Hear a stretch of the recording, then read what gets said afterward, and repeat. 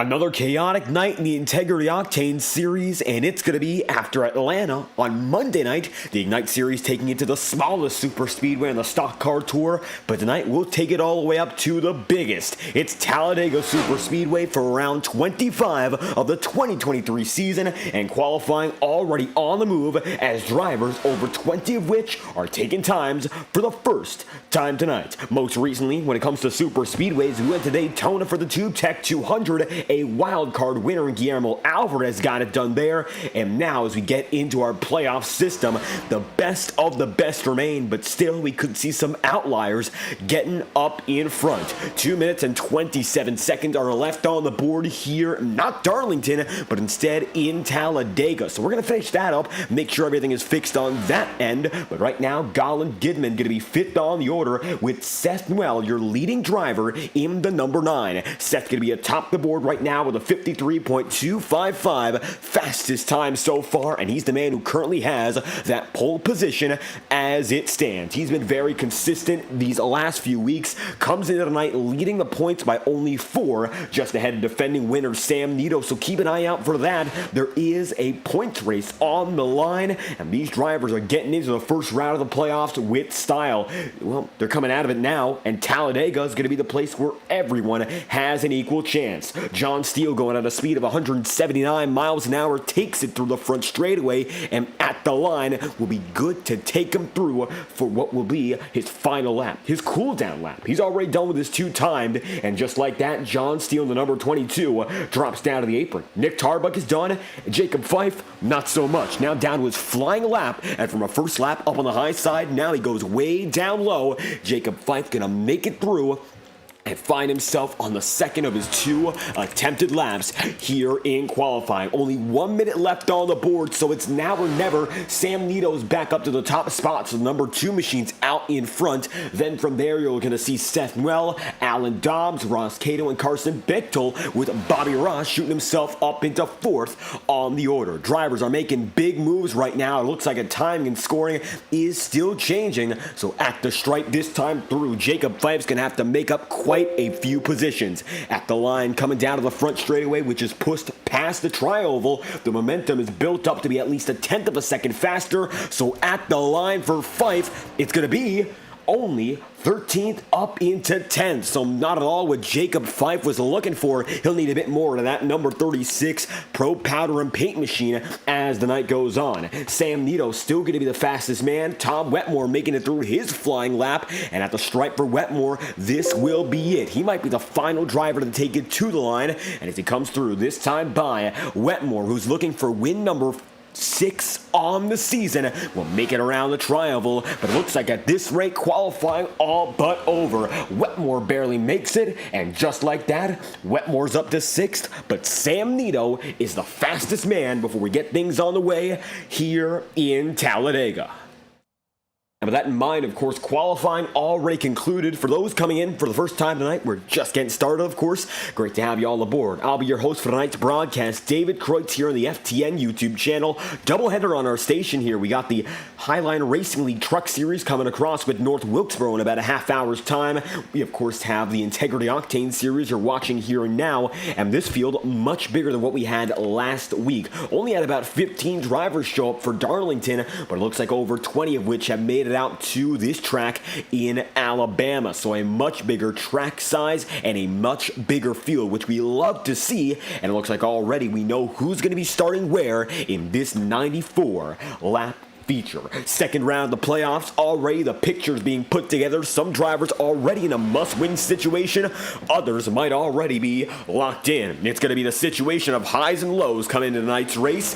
Talladega, the great equalizer, gives them all one more opportunity to make it away with an easy win, but you gotta make it happen not only with that speed, but with communication and a team effort going all the way. Without further ado, this is round 25 of the Integrity Octane Series season 2023. 2023 that is, and this is the 25th race of the tour at the Talladega SuperSpeedway. Coming through this time by timing and scoring to give us another bug, but it looks like we have it all fixed. Let's reload it and get back on the move here and get your starting grid as this will pop off the screen. You're already seeing the blue and red, and that blue and red indicates drivers who are or are not inside of the playoff bubble. So a bit of a mistake there. Let's get it back going and cue up the music as soon as everything is ready on our system. Now that it all looks to be well, we'll get back to the action and show you the starting grid here in Talladega. Guillermo Alvarez still on your screen. He's the defending plate race winner, and that number 83 machine who got it done at Daytona looks to do it all over again at a very similar track. It was a big team effort where drivers like Jorge Canales, Victor Avila Felix, and Luis Caballero all coming together to make this win possible for the number 83 Frosted Flakes machine. Now he's back on the board, but it's not going to be the 83 top spot in qualifying. Without further ado, this time around, let's take a look at what's going on here in Talladega as we bring up your starting grid for round 25 of the 2023 season. It's going to be Sam Nito top of the board with a 53.245, and then from there, just 1/100th of a second slower, you'll see Seth Well, both of your front row inside of the playoffs, first and second, separate by only 1/100th. Then from there, Alan Dobbs is going to be in third with a 53.292. It'll be Bobby Ross then position number 4. And Ross Cato, who's been hot as of recent, needs a better run than what he had at Darlington to keep that momentum going. He will be starting in 5th. Dead heat with Bobby Ross, but Ross gets the time, 53.303 for the man in that number 12. Then from there, Tom Wetmore chasing his 6th win of the season. Wetmore going to be there in the number 51 machine with a 53.305. And Carson Bechtel going to be 7th spot inside of row number 4 with a 53.31. 5,000ths of a second adrift, John Steele will be 8th with a 53.315. And Colin Gidman coming back to the racing here in the playoffs finds himself 9th inside of row 5 with a 53.332. To round out the top 10, Eric McFarland makes it up in the number 33. He'll be there with a 53.338, just behind Colin Gidman and just enough to make it inside of the top 10. Then from there, you're going to see Jacob Fife starting in the 11th spot here. Not a lot of your playoff drivers choosing to start inside the top 10. Fife will be there in 11th, right beside Kyle Cooper in position number 12, and then you'll see Brad Patton, position number 13 with a 53.371. Holding out there in the 14th spot, the final driver to take the time, it's going to be Nick Tarbuck in 14th with a 53.374, and Guillermo Alvarez will be 15th with Don Stevenson 16th, Cody Smith then in 17th, and Trevor Trago, position number 18. Caitlin Height will be 19th spot, and Jay Ishman will round out the top 20. And of your drivers, still 12 of which in contention for the championship, you're going to see 7 of which start outside of the top 10. Then going to be Jorge Canales in 21st, Alan Rawell 22nd, Randy Fiash 23rd, and to round out the field, Luis Caballero and the number 9, it's going to be the 91 from Talladega, round 25. The playoffs are in motion. And now, time to find out what these drivers got. Warm-up already all but concluded. Eric McFarland, its fastest driver, and the 33 machine, that's Chevy Camaro, exactly where he'd like to be at the end of race. Eric McFarland, fastest in second practice as we move on to the race. Time to see your starting grid in formation as the 33 leads us to our big session. 94 laps of action here in Talladega. Going to be a fantastic showcase from every driver if they can keep it straight and keep it clean. Last night we went to the newly repaved and reconfigured Atlanta Motor Speedway. They've had some troubles as of recent with racing. They reconfigured the circuit. It's now a miniature super speedway, unlike any other track in the racing world. 1.5 miles with super speedway characteristics, and it was a very dicey race. Went to double overtime at the end of day, and now we're looking to get a bit of a cleaner race here, especially given the high stakes. Drivers know how much this race could mean in terms of getting into the next round of the playoffs. Of course, a victory is everything, but if if you can just keep it clean to the very end, you've got that much better of an opportunity to make it through to the next round. Pacing will start momentarily here in Talladega. Looks like drivers not yet on the move, waiting for Luis Caballero at number 91 machine is the only driver the field is currently waiting for. Now they'll be set to grab a gear as you take a look at it this time by Sam Nito there. He's got Sethwell right beside him. These two drivers had a bit of contact last week at Darlington. Looking to put that behind them and get a move on here in Talladega.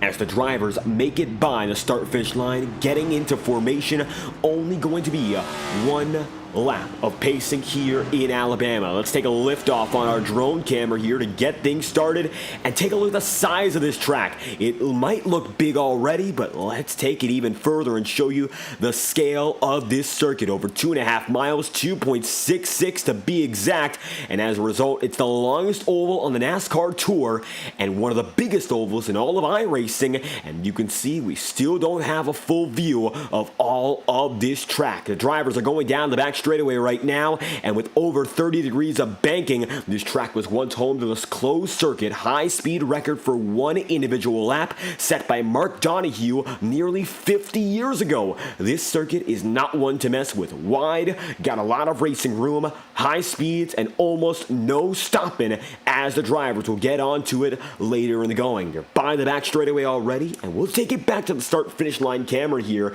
The drone shot here showing you how large this size of the track is. And now back to the cars. The track might look intimidating, but as you see these drivers make it through, most of them have experience. They know what it's like to race in a super speedway type environment. It might be hard at first to work with your drivers, sort of familiarize yourself with how these guys will work around each other, what they'll do to make moves, but if you can understand how drivers race, get that connection, and build some trust along the way, you'll be in a much better position to come home on top. Sam Nito, he's already had a successful start to this round. Darlington able to put himself back up in the points race with Sethwell, and now he's here to do it all over again. The blue banners on the windshields indicate if the driver's still eligible for the championship. Red on the ticker means otherwise. So still, 12 drivers remain in the fight, but only one man can come home and get it done here in Talladega. Who will it be? In this wild card race, you never know until the checkered flag falls. Green flag on its way from the Talladega SuperSpeedway. Sam Nito leads them, and round 25 is on the move.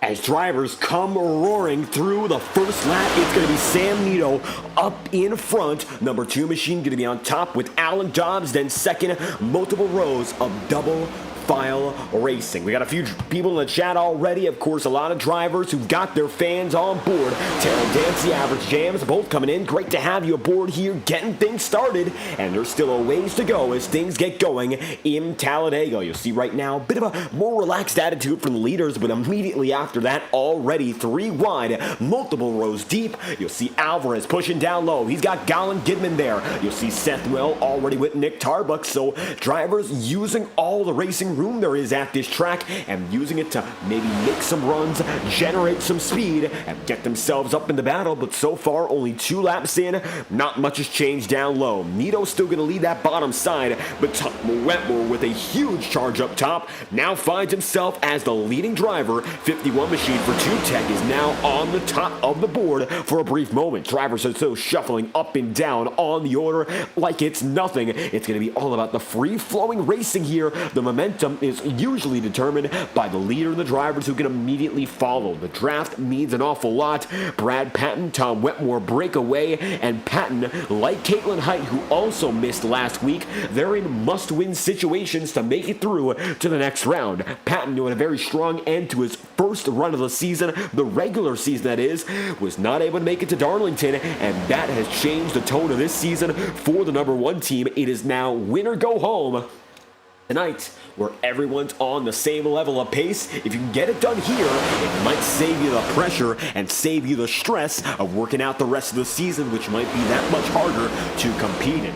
Bobby Ross going to be in that number 44 machine way up top. He's got Tom Wetmore, too, side by side, multiple rows deep, and Alan Dobbs going to be right there as well. A bit of three-wide racing yet again. Don Stevenson and Seth Well, they opt to stay up on the high side as they go three abreast yet again. Eric McFarland there. Bobby Ross is still two, and you'll see right now every lane is on the table. A lot of drivers sticking to the traditional two lanes, the bottom and the middle, but already some alliances being formed on the high side. So drivers are not going to be losing any pace up there. They've already decided maybe the third lane is the way to go, and 5 laps in this time by Wetmore's got the lead, being pushed by Brad Patton, and Alan Dobbs is going to be there in third. Podium now going to be getting a bit of a breakaway, and they'll bring Ross Cato there as well. Cato's got a great view of the rest of the field right behind him in this number 12, and as you can see, coming back with a huge run down the straightaway, that's Carson Bechtel. The number 59 machine already pulls to the back bumper of Cato, nearly a half-second gap between Ross and the rest of the field going into the backstretch, and now as they get connected yet again, it's like that gap never existed. The speeds being pulled by these drivers are that much faster. Everyone's going a minimum of about 190 down the straights, but if you're in that draft, you can push it up to 195 or even touch 200 if all goes well. And right now, the leaders know what it's like to go well. They got that breakaway early and don't have to worry about it any longer. Wetmore leads the way in the 51. He's championship eligible, and thanks to a big points buffer, a disappointing night in Darlington won't end his championship chances. Comes in tonight with 5 wins on the season, the most of any other driver. His most recent win coming at Bristol only 2 weeks ago. So there is no sign of a fall off here for Tom Wetmore. He's about as good as ever. Just found himself on the wrong end of an incident late in the going. The track too tough to tame, and now has to get a rebound race going, knowing what's on the line. Now we do have a stage break here in Talladega, as we always do in the Octane Series. Only one scheduled caution at the most, and we're going to bring up all that information here and now. As you remembered, we got through about 70 odd laps at Darlington of the 184 on the feature, but it's going to be a bit less in terms of lap totals until we get to that yellow flag. As it stands, with 94 laps scheduled for this event, lap 38 is set to be our stage break for the day. So relatively early into the racing, we'll see drivers head down a pit road, get themselves reset, and go from there. The big hope for these guys is that they do not mess up before we get to that point. You want to stay calm until at least that stage break, because these laps, they need to be logged. You got to understand how the drivers race each other, see what works best, what doesn't work, and then go from there. You don't want to be aggressive from the jump. You want to stay in the draft, stay with the drivers, and if you can find yourself hanging with the leaders, it's that much better than being up there for a short period of time and then wrecking. You don't want to see that happen, especially if it's late in the race. All that effort, all the heartbreak, of course, of losing points already for some of these guys. If they double that, it might be their season over in more ways than one. 8 laps in of 94, Dobbs leads the way, finds himself ahead of Ross Cato and Tom Wetmore, and they're going to be 3 wide coming down the back stretch. Now, the best part here about Talladega in terms of super speedway racing is drivers have a tendency to take it 3 or 4 wide if necessary. Now, thankfully, there's multiple grooves of racing. While there's only 3 specific lines you see there with the dotted pattern, you can use as much as 5 lanes to get side by side by side, and even use that apron if you need to. So long as you don't cause a wreck, it is still feasible to run down there on iRacing. It's not a track penalty like you might see in the real world, so so drivers have many lanes to choose from all the way down low to all the way up high. You can choose whatever you need, whatever you want to make up that speed. Get with your drivers. If you have teammates, if you have an alliance, what have you, you can make it happen from the bottom up to the top. And for the most part, they're almost all the same speed. Drivers right now are going to head at about 193 miles an hour into turns 3 and 4. Dobbs is going to remain down at the bottom. Bobby Ross leads the way, and all of a sudden, your top 2 are drivers that are not championship eligible. Of the 22 drivers in the field right now, we have more than half of which that are still eligible for the title battle. That's how many of which are still showing up to this race, so you'll see more drivers from the back of the field try to rise their way back up. Even if they're playing it safe right now, there's still a lot of time to change that mentality and get going once again. Right now, Alan Rawell going to be in 24th. He's 2 seconds back, and that's not a long distance. If everyone else wrecks in front of you, which could happen, there still is hope. So even if you're back there dead last, that can change just like that. Caitlin Height going to find herself the final of the drivers who are right now on the lead lap in the championship race. Caitlin's going to be there in 23rd right now, and she finds herself coming off a mostly part-time campaign, the Octane Series. Multiple wins though locked her in, and she made the minimum participation requirement needed to enter the playoffs. So Height is still in it and finds herself now 10 laps in at the back of the pack, keeping that Toyota Gazoo racing machine all clean, waiting for what's happening later in the race. And up in front, Dobbs remains on top. Bobby Ross going to be second for a brief moment, but Ross Cato takes it right back, and Ross Cato looking for his first win as well once they get it done. He's already in the playoffs, ran solid at Darlington, and now, looking to put in a much better race. You can get those solid points in, but every driver wants that checkered flag. And for all the drivers in this field, Ross Cato, the checkered flag has eluded him more than almost any other. He's been fantastic this season. He's put in many great drives. Coming off of our summer break, he was on a podium streak as hot as ever. 3rd place, 2nd place, 2nd place, 3rd place. He did it time after time without hesitation. He'd be up there every night, no matter the type of track, no matter the drivers around him, no matter the conditions. He was always there looking for that top spot, and eventually found himself on the podium so many times, but wasn't able to come out there with a win. Unfortunate scenarios for Ross Cato, but he's in the playoffs and still has time to make it an even better year. And so far, that number 12 machine's in the podium. 12 laps in, the first dozen, not bad at all. He still has a ways to go to get only 3 more positions right ahead of him. Dobbs and Ross will continue to lead the field. They're double file up ahead. No pressure for them right now. They like where they are. Nobody's trying to pass. You want to hold what you got and go from there, keeping that solid track position.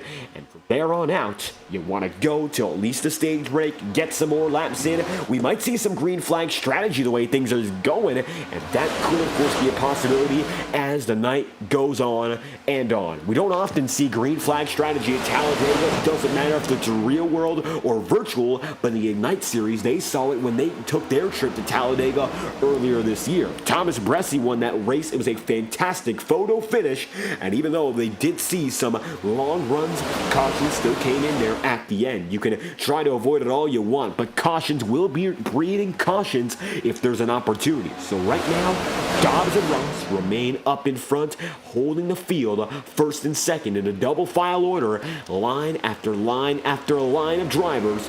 And further back, you see Colin Gidman, Cody Smith, Nick Tarbuck, Jorge Canales, so on and so forth. Kyle Cooper goes up high, and all of a sudden, that number 73 machine for Ghost Energy is trying to slide back into the picture with a bit more speed and maybe a few more positions. Tom Wetmore waves it up high, and it looks like he might commit to it. He doesn't. He would try to go back low again and gets that spot, but already some signals being raised that drivers want to get a bit more risky and go 3rd lane high side once more. 14 laps in of 94 so far tonight on FTN, and the action always brought to you here on FTN courtesy of our friends at Tango Paints, the best iRacing liveries and paint schemes on the market. You got to check out Tango Paints on Twitter. Tolo and the entire Tango Paints team bring you phenomenal liveries and paint schemes to represent your racing identity. If you want to join the Tango Paints family, check out their website, Twitter once again, at Tango Paints. You can get in on the fun prices for paint schemes and liveries Tickets start at $50 a piece. We'll be right back after this brief message, courtesy of our friends, the official graphic partners of FTN. That is Tango Paints on Twitter.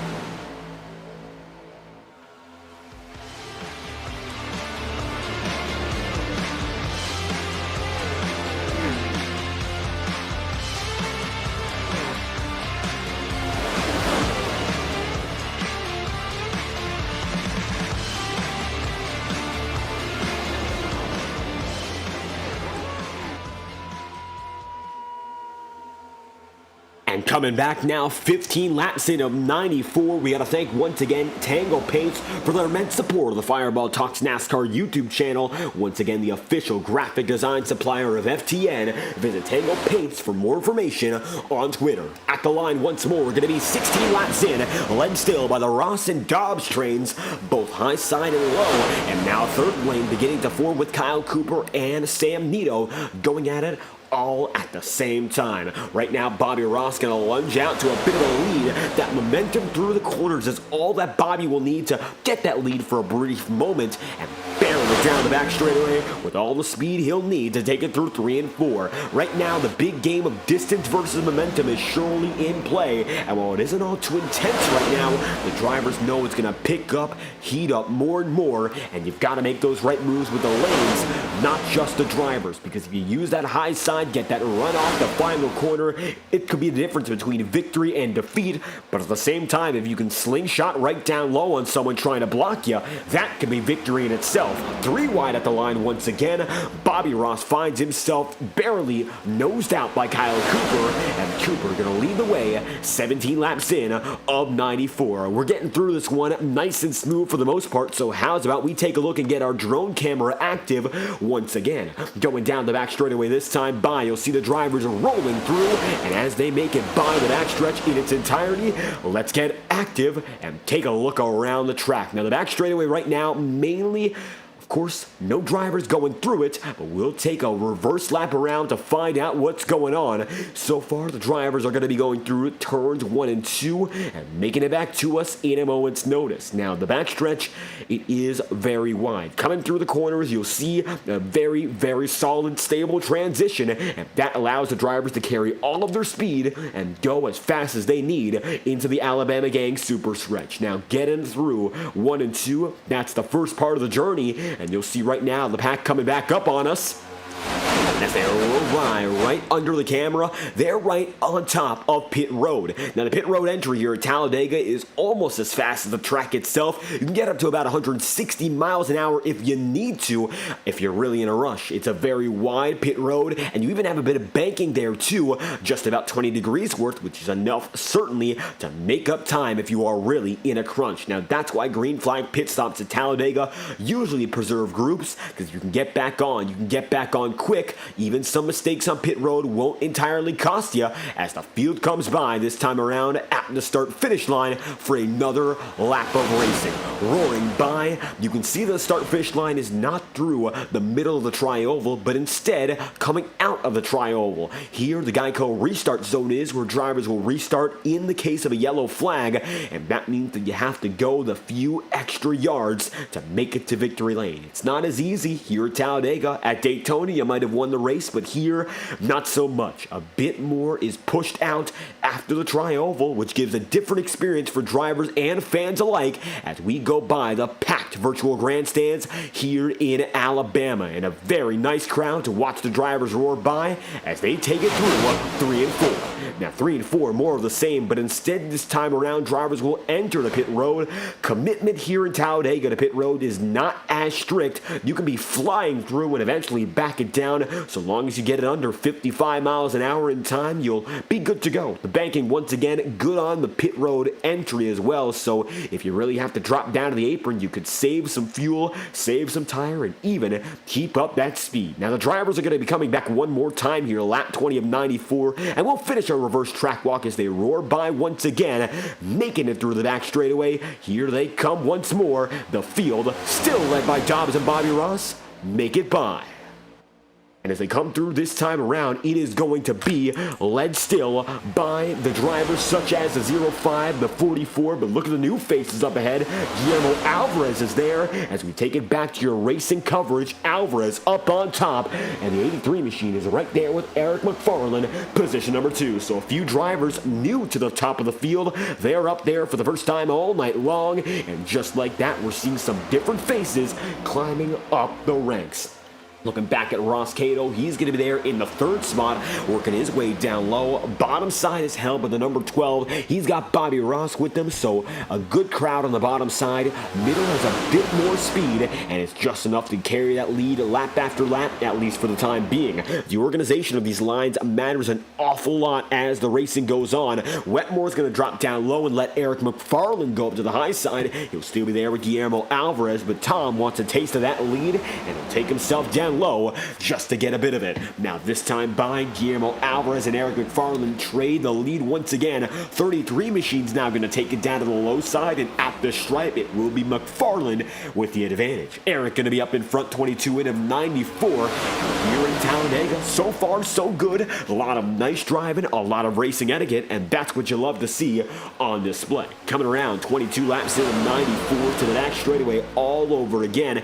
Alvarez going to be up on the high side. Cody Smith there too, and now the high side working a bit better than the rest of the field. Inside the number 18 machine's cockpit, you'll see how hard he's pushing right now with Alvarez. This is what it's all about. Getting that push, keeping it square. The next gens have rounded bumpers. For the past several generations of NASCAR stock cars, rounded bumpers were unheard of. But now, here in the most recent era of stock car racing, it's come to play with a lot of new innovations. That's one of the drawbacks at plate racing. You've got to be perfect with your pushes. It takes a lot more skill and precision, especially on iRacing, where internet could affect the way these drivers feel the push. If you're not on it exactly, it will come back to bite you and might cost not just yourself, but other drivers a chance at the win. Riding still on board here with the number 18 machine of Cody Smith. He's eligible for the championship as indicated in blue. And as you can see, taking a look inside the cockpit here, he's got his digital gauge, gives him the tachometer and all. And if you look further back, there is the driver, the number 18 himself. Out of focus, but you can see the steering wheel, his helmet, not much movement right now, just following the lead of Alvarez, and a nice place to be in, letting the number 83 machine do most, if not all of the work. That's the way to go now as he has the race lead, taking it just ahead of Alvarez, will now be right beside him. Looking back up at the front of the field from a TV view, Cody Smith now going to be on top. Alvarez opts to go high, and there's a reason for this one. Alvarez now has his teammates right behind him. Luis Caballero, who's been on a part-time schedule all season long, now finds himself right in the back bumper of Alvarez, and looking right back there, the number 84 of Jorge Canales is there too. And this team was able to power through the field late in the going, and they were able to come home with the victory at Talladega. It didn't look to be likely earlier in the race, even through the middle stages, but through some very nice work from these drivers, the number 83, 84, 91, and the number 27 of Victor Avila Felix. A 4-car bundle ran away in the final 5 laps.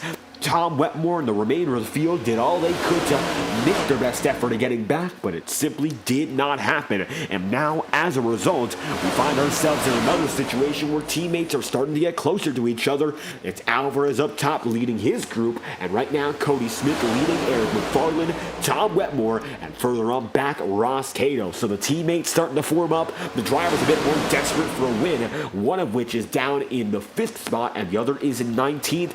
Brad Patton and Caitlin Height coming into tonight are must-win contenders in this field. They have to get it done to make it into that points race realistically for the final round of the season. So if you are one of those two drivers, you gotta think about victory lane. Winning is the move, and it's the best thing they can do for any chance coming home with a championship. Not just that, but a $2,000 prize in value courtesy of Next Level Racing. There's a prize on the line, the biggest in league history in over 1 decade of Integrity Racing League action. This prize is as big as it can get, and Next Level Racing right there representing defending champion Cody Smith And Smith finds himself down on the bottom. When we went to Daytona for the first time this season, he was the man who led off 2023 with a race victory, able to find himself up in front when it mattered most. Got that win in the dying moments of the race. A side-by-side battle with Brad Patton, and at the line just barely beating him to the line. Those small differences are what matters, and just like that, Tony Smith going for another. Coming around a line, this time through, it's going to be still Guillermo Alvarez up in front, the high side working well, Cody Smith down low, Brad Patton with him, Eric McFarland as well. Every driver right now, high side or low, working together quite nicely and with not much aggression. No longer is 3 wide being seen in this pack at all. Still 23 drivers with us, now down to 22. Alan Rawell is 1 lap down, Carson Bechtel is 5 laps down, and it looks like Carson went down the pit road for a brief moment, now banking on a caution to get back in the swing of things. But overall, the rest of your field is still there, and mostly going to be keeping it calm, knowing what's at stake. 27 laps in of 94. These 38 can fly by like it's nothing. They can get to the meat of the race, which will of course be the final stage, and more than that, the final half of the action. 94 laps on the day, so about lap number 47 would be the halfway point. You do not want to wreck your equipment before then. You don't want to wreck it at all, but making it past that first half, you can work on the rest of the racing, understand what the next moves need to be, and by that point you'll be quite accustomed to how these drivers work their equipment. Talladega is not always about the equipment in specific. Yes, it is all about the drivers in these stock cars, but at the same time, the way they use the equipment will show. Are they aggressive? Will they play a bit more defense? Are they a bit more easy to pass? Will they let you go? Do they want to work with you? Are they less restrictive on who they work with? All these factors will come into mind for drivers if they want to understand what the best course of action is for their individual chances. And not just that, their chances as a group. Some drivers you really don't want to work with, you might have the entire field following out with you. And as we saw last night at Atlanta, if there's one driver that's very good in particular, say Anthony DeMaro at Atlanta, you might have to file him out and get rid of the competition. That's something you can do here in a track that requires so much drafting. 3 wide, you can put someone in a vacuum of sorts and take them down the order. As Darrell Waltrip called the suck, it's a huge mechanism in racing which can be used to drop a driver from the top spots all the way down to the rear of the field in just one straightaway, or maybe even less than that, depending on how aggressive these guys would get. Coming around the line, this time it will be lap number 29 on to lap 30. And hearing something about the eNASCAR College Series, which we haven't mentioned all too much about. Of course, we don't broadcast it here on FTN, but our friends on the channel, Daniel Falkingham and Terry Radford, are both involved just in different ways. And it actually is going to be Daniel Falkingham, according to what we've heard, getting it done and winning in the College Series tonight at Daytona. And with Terry Radford in the call, a fantastic moment for the both of them. Exciting to see both those drivers, of course, Falkingham and Terry Radford's up there in the booth, both of them from FTN having some success tonight. And as always, eNASCAR with some great competition. Road to Pro is going to be on for the season finale at Homestead on FTN. So if you're up to watch another, there's still one more great race to decide who makes it in the top 20 and advances into eNASCAR Contender. The Coke Series Championship ends next Tuesday. It's all around big-time eNASCAR action all throughout the month of September and head into October. So if you're looking forward to some stuff, we got some very experienced guys who will lead you through the call there. It's going to be Jason Rockefeller, Daniel Falkingham, and Terry Radford, all working together to bring you one more great show to wrap off the 2023 Road to Pro season. Back to what we're watching here, Don Stevenson and Guillermo Alvarez now find themselves side by side, 2 abreast, multiple lanes deep, with a bit of 3 wide help right up on the top. Great driving so far. Stevenson remains up high as Bobby Ross now gets put middle of 3 wide. Tom Wetmore there too. Wetmore going to find himself with Jacob Fife, and now some help with a 3rd groove coming together. Just like that, maybe we might see some 3 wide racing to get us into the caution. There is only one guaranteed caution on the day, and that will come at lap number 38. So if you want to get to that point, of course, if there is going to be any yellow, why not have it around that area area. We've had several races this year where the yellows have come around in the vicinity of our stage yellow, and sometimes they come out at the moment they were supposed to see. They scheduled caution all the same. A 32 lap stint of 94 right now, getting a bit more risky. 3 wide with Sam Nito, Ross Cato, and then on the bottom, still Guillermo Alvarez.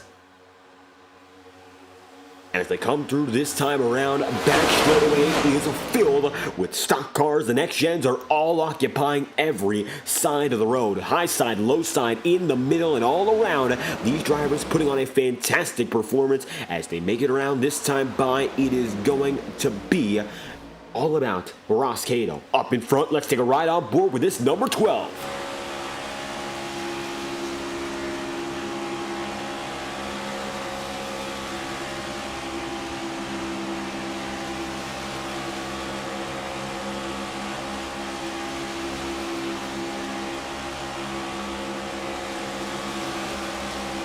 And as you can see right now, Ross Cato from the race lead going to be filing down into 12th in just a half lap.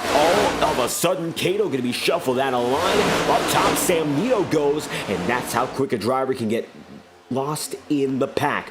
Doesn't matter if you're up there for several laps in succession, and all of a sudden now it looks like it's going to be another new group on top. Caitlin Height has been able to make it up rapidly in the past few laps, and for a driver who was very calm earlier in the going, it looks like now turning it up when it matters most. She's up there in the second spot, goes up to the high side, has Nick Tarbuck down low, and it looks like some bobbling. Do they save it?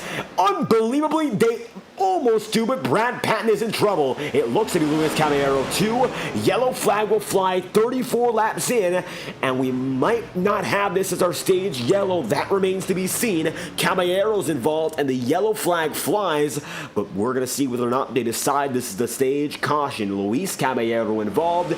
Yellow flag is out, and we'll take a look back as we have our first incident of the day. Look to be some beating and banging. Looks like now we'll take a better look at it. Brad Patton and Caballero up in the wall. Trevor Trago hits some too, and it looks like Caballero gets the worst of it. There's some bumper cars between the Wanted Goons teammates.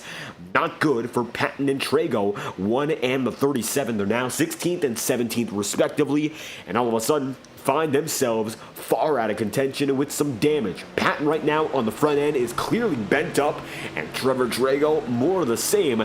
Both drivers with some front end damage, so that might be a big hindrance to their chances. If they can't get it fixed, could be make or break in any chance at a championship run for Patton here. Talladega, a great opportunity, and it looks like he gets caught up in the first yellow flag of the day. 35 laps in at a 94, and we are still not yet sure what the call will be. Will this be our stage yellow? Nothing official coming over to the intercom here for the Integrity Racing League chat room in iRacing, so nothing that we know just yet. Tarbuck is your race leader and effectively has it out in front.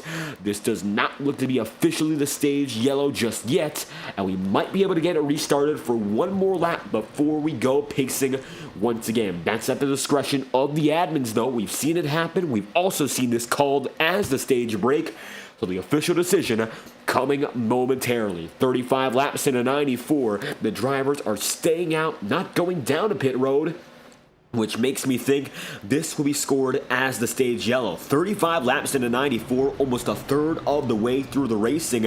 I think if drivers had to go down, or if they wanted to go, they would, but it looks like now, all of a sudden, they are not. They'll stay on the track and stay single file. Nick Tarbuck up in front, Seth Well, Sam Nito, both there as well, just like that. It's going to be the 35 lap mark on a 36, and we should be going back green now at an estimated lap number 38. So we could get a one lap dash to finish off the stage. This could be called the stage overall, but that still has not been officially determined. If anything, Nick Tarbuck is in the best place to get the stage win. And from there on out, Sam Nito, Seth Well, Caitlin Height, Alan Dobbs, and Guillermo Alvarez all stand to gain big when it comes to playoff points. But one driver who really needs a win in the stage, Caitlin Height. That number 11 machine sees Brad Patton, her main competition, back in the playoff picture in a wreck. And now all of a sudden it might be her golden opportunity to make it through and find herself up in front in that Toyota Gazoo Racing number 11. And not only was it a hard charge to get up here, here, she gets the saving grace of maybe a one-lap dash to get it all the way to the end of the stage. So there's a chance at a stage win, a chance to go big, get all the points that are necessary, and if you really want a chance to make it back from the bottom to the top, you've got to do what Caitlin's attempting to do: make every point matter. If it's a stage win, if it's a race win, if it's a top 5, top 3, top 10, what have you, everything matters. If you can gain as a driver in this situation, you have to. You got to play some risk in this situation. There's not much to rely on. No stability in terms of the point standings. The reset gave Caitlin Height the least amount of points of any driver involved in this playoff race. And now she finds herself at the back of the 12-car field for the championship. So she's got to make some risks. Nick Tarbuck might have to as well. Still looking for his second win of the season. Sam Nito sitting very well in the standings. So is Seth Well. Both of these drivers in between the 4 and the number 11 are in a great place going into the next round. But some drivers who know this means much more than one race. This could be the make or break race of the season and give a chance at a championship that might seem unlikely right now. As they come around the line this time through, the iRacing official pace car will be the big determining factor of whether or not we get even one more lap in on the stage. At the line, pace car's lights look to still be on, but not for long. Looks like they'll turn off immediately thereafter, and it's going to be official. We'll have a one-lap shootout to complete this stage. Drivers are rolling by right now. All the field has made it around, and just like that, we still have one more chance to see who will win this stage. Lap 37 of 94. Stage break is set to come out at the end of lap number 38, so we're one lap short of hitting that quota, and Nick Tarbuck's gonna have to fight and claw to win this stage for sure. And nothing coming easy right now for that number 4 team, and he's going to have to fight for it down the Alabama Gang super stretch. This might be the most intense portion of the race until the very end. These points are on the line, almost as important as a race win, and with the uncertainty of Talladega, if you can bag some big stage points and you get wrecked later, it's much better than not having any points to rely on at all and going for the race win. Maybe that's not the best way to look it at. These drivers want the win and the stage win too, but we've seen wrecks already, we've seen some trouble, and if that brews over into another successive yellow, we could see some drivers losing their chance, and if you get caught up in it, playing it conservative, that's the end of your night. You lose big time points, and that could end a championship run prematurely. We're still only the second round of the playoffs here in our 30-race season. This is the 25th round of the tour, and we're rounding out what's been a fantastic year with a few wild races. It's going to be Talladega, of course, this week. Next up, going to be the Charlotte Roval, and they'll go road course racing yet again for 55 laps of action. Coming around this time by, it's going to be Tarbuck and Sam Nito up in front, then Seth Well and Caitlin Height. White flag is out on the stage, and we'll have one lap to go to determine who will get it done in this stage. Will the number 4 hold on, or will someone else take that spot right away? Let's find out this time through as they roll through the gears for the first restart of the day. Green flag set to fly with one lap to go in the stage. Just like that, we're on the move with Tarbuck and Sam Nito getting a roll on it.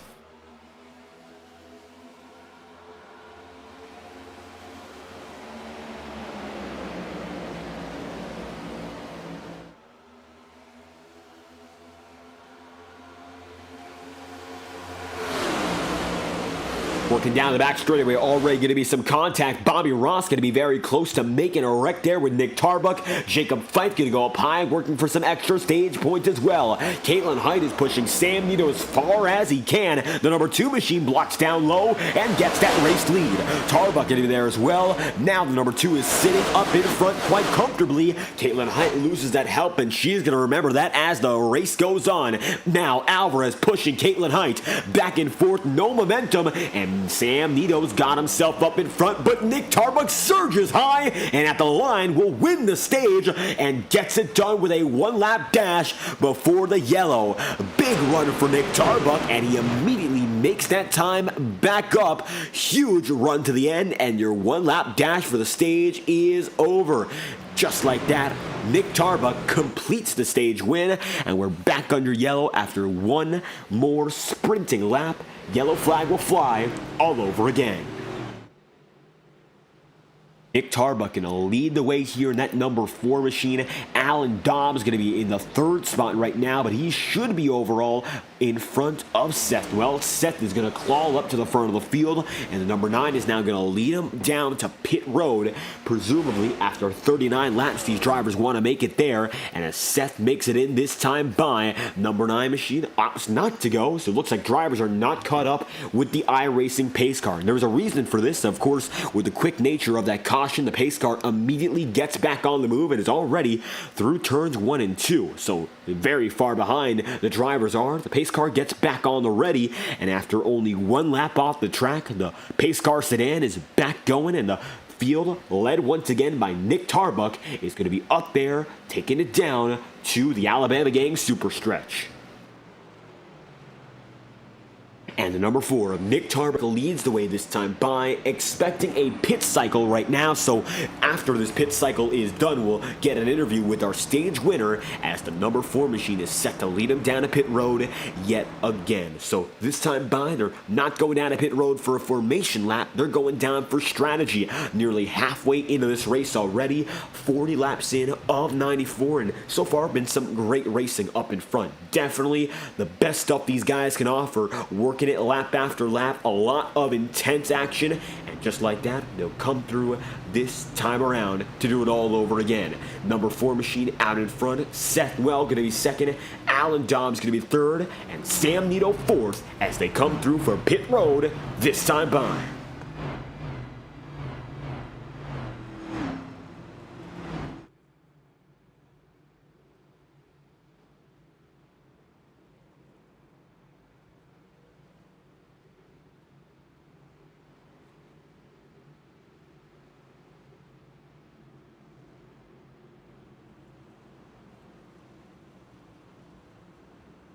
As they come through this time around, Nick Tarbuck going to lead him to pit road's exit. Number 4 machine comes in on top. Seth Well going to be there in 2nd. Alan Dobbs 3rd, and now they all make it to their successive pit stalls to get the first stop in of the day. Drivers have gone 40 laps on 1 cycle, so we might only see 1 more pit stop from here. Looking at our pit road camera and finding out who will get the best exit. Number 9 machine of Seth Well right there. Seth's got himself in maybe the top spot off the line. It looks like with a dart off, it will be for the number 9 machine. It looks like Seth Well barely gets it over Nick Tarbuck, and then Alan Dobbs is going to be in 3rd. Cody Smith then 4th. Ross Cato comes out just ahead of Caitlin Height. Sam Nito, Jacob Fife, Tom Wetmore, Bobby Ross, Don Stevenson, and Eric McFarland. Just like that, Colin Gidman is scored as your leader, but we'll talk with your stage winner, Nick Tarbuck, who got it done and finds himself on top of the stage. 1 lap dash is all he needed to secure that stage win. So let's get a word with your number 4 machine, as round 25 from Talladega has seen quite a lot of action so far. Now, with the first half nearly out the way, 1 stage winner already formed, and it's huge stage points they are in this championship race. So essential for Nick Tarbuck in this number 4 team. The Chevy Camaro comes through with a stage win here from Talladega. A chaotic last lap of the stage, which held on quite well to keep it up there. How was it out in front? It was nice, man, not being involved in the chaos in the back that I was involved in for most of that stage. But yeah, that caution at the end there, the 1 lap shootout, me and Seth, we talked and we decided we're going to go for it. So we stuck to that plan, and I was able just to get to the outside of Sam there and side draft him and pull around him for the win. But it's going to be a chaotic rest of the race, man. The finish is going to be like that, but probably 10 times as crazy. And see a bit more chaos right there before the stage ended. Mostly calm so far. A lot of guys logging laps, double file, but we have seen the aggressive side of drivers already, and that brought us 1 caution for the cause. How much aggression do you expect for the coming laps before we get to the end?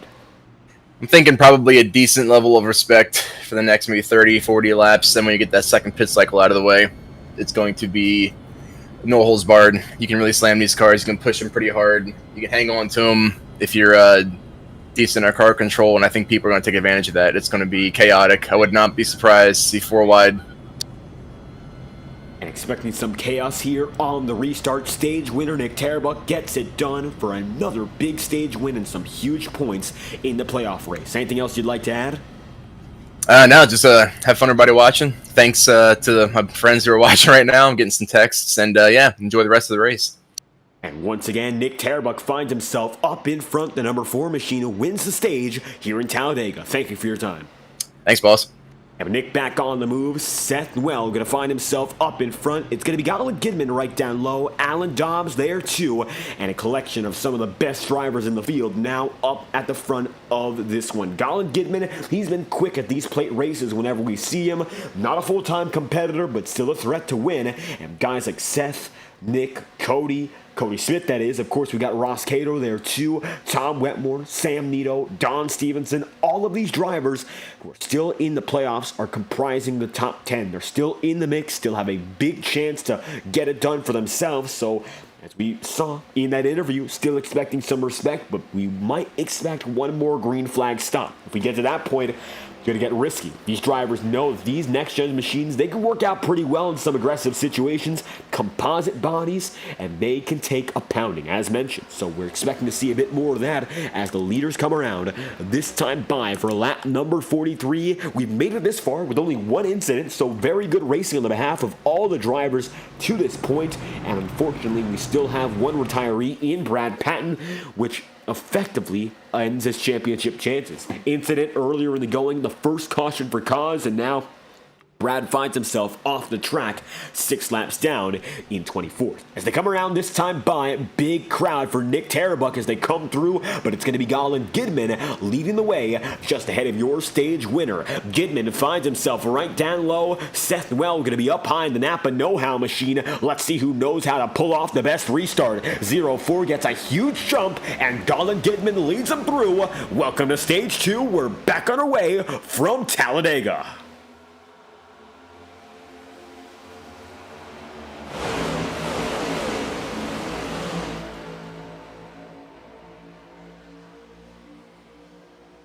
As the field comes by to the back straightaway, the Alabama gang super stretch mostly sees 2x2 action. Colin Gidman getting right down low. He's got Seth Well right high. And as they remain side by side, multiple layers deep, Cody Smith now getting in the mix and see a bit more from Sam Nito and Alan Dobbs. Dobbs goes way up high. Now he's going to bring a few more drivers there like Tom Wetmore, so some separation in the pack. And just like that, multiple grooves being played with, a bit of a separation between one pack and the next.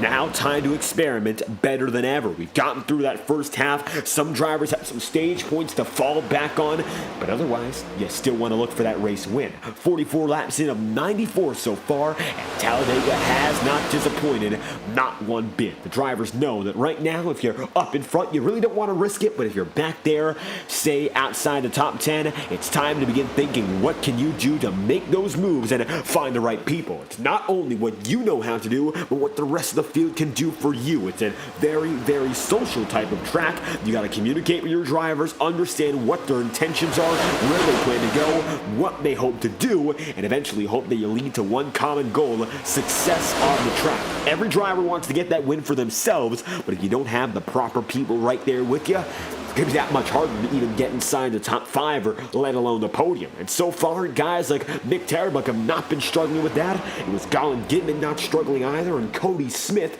all throughout 1, 2, 3. They're up in front for good reason. They've been able to communicate with the drivers, put on great movements without any issues so far, and especially from guys like Cody Smith who haven't been able to get that good qualifying run as of recent. Of course, it was a bit of a change of pace for Smith with a pole position at Darlington. Smith, one of the guys who really races his way through and finds success that way. And right now, he's seeing that success in motion, pushing the race leader in Colin Gidman. At 45 in of 94, Colin Gidman finds himself up in front, leading the way over Caitlin Height. Caitlin is still there inside the top 5 and now finds herself even within the realm of the podium. So very good job for her crew so far, getting back in the picture for perhaps a race win. The number 11 needs it desperately. Now with Brad Patton's season effectively over in regards to a championship chance, it will be Caitlin Height who absolutely needs to pick it up and get that win. Now more than ever, she'll be the wild card driver of them all, and making a victory happen here or making even a podium here would be the difference between losing the season prematurely or having a chance to fight another week, another round, and another day which could make another driver eligible for the championship come our finale race in just a few weeks' time. The championship now creeping up on the minds of these drivers, so every moment matters. Tom Wetmore up in front. He's the winningest driver this season. 5 wins so far in 25 races in the series, and he's been the winningest driver overall by a substantial margin. He's not competed in every race, but he still has 5 wins to his name, most recently at the Bristol Motor Speedway. He's been especially successful, and whenever he's up there, he's consistent and able to make it happen on a day-to-day basis. So Wetmore coming through in this Chevy Camaro once again to the lead, and take a look at the number 43 machine. Alan Rawell's up high, pushing with Sam Neo, and all of a sudden that number 43 machine getting a chance to run up in front. Alan's best race this season was in Richmond before the summer break.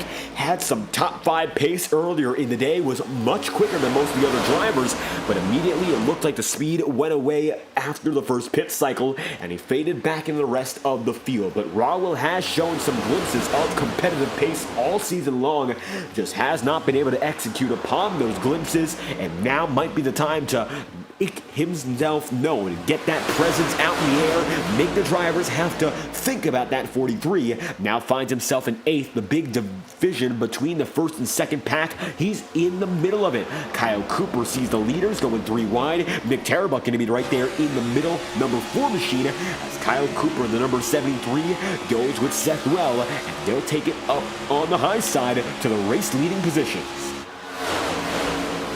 Now with 47 laps to go, making it past the halfway point already with only 1 caution for cause and 1 stage break, drivers are back in a great rhythm right now, and it shows that they are not at all done with the racing action. Caitlin Height's going to lead the way with Seth Well there in 2nd, and Kyle Cooper is in 3rd. So far, so good for many of the drivers in the field, and it looks like right now Seth Well going to go down low, impatient with the number 11, and he wants that lead for himself. Taking a look down low, Seth takes it, and the bottom side not as packed up, but they got the lead out of their way with some big momentum shift. It's going to be now Seth Well, Mick Tarbuck, Alan Rawell, Caitlin Height, and Height's on the high side here. So 1, 2, 3 down low and alone, and a huge difference as Alan Rawell now chooses to go high, get that top spot there, but Caitlin Height immediately going to leave that lane, giving Kyle Cooper the chance to push to number 43, and overall that slows down the high side big and gives the bottom all the momentum it needs to keep on going without much competition,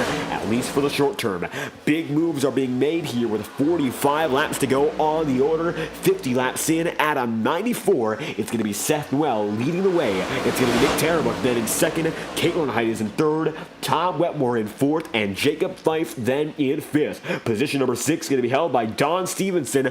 Bobby Ross will be in 7th. And Galen Gidman will be in 8th, with Ross Cable 9th. And then Cody Smith, position number 10 for Next Level Racing. Once again, high quality sim racing performance products for dedicated sim racers who deserve nothing but the best. Since 2009, Next Level Racing has created high quality products for all sim racers, no matter what racing discipline, no matter what sim you race on. Next Level Racing is the place to go for all your sim racing equipment needs, and they are an official partner of the Integrity Racing League as well. So be sure to check out nextlevelracing.com after tonight's broadcast and join the Next Level Racing family, an official partner of the Integrity Octane Series. We'll be right back after our first promotional message, courtesy of nextlevelracing.com.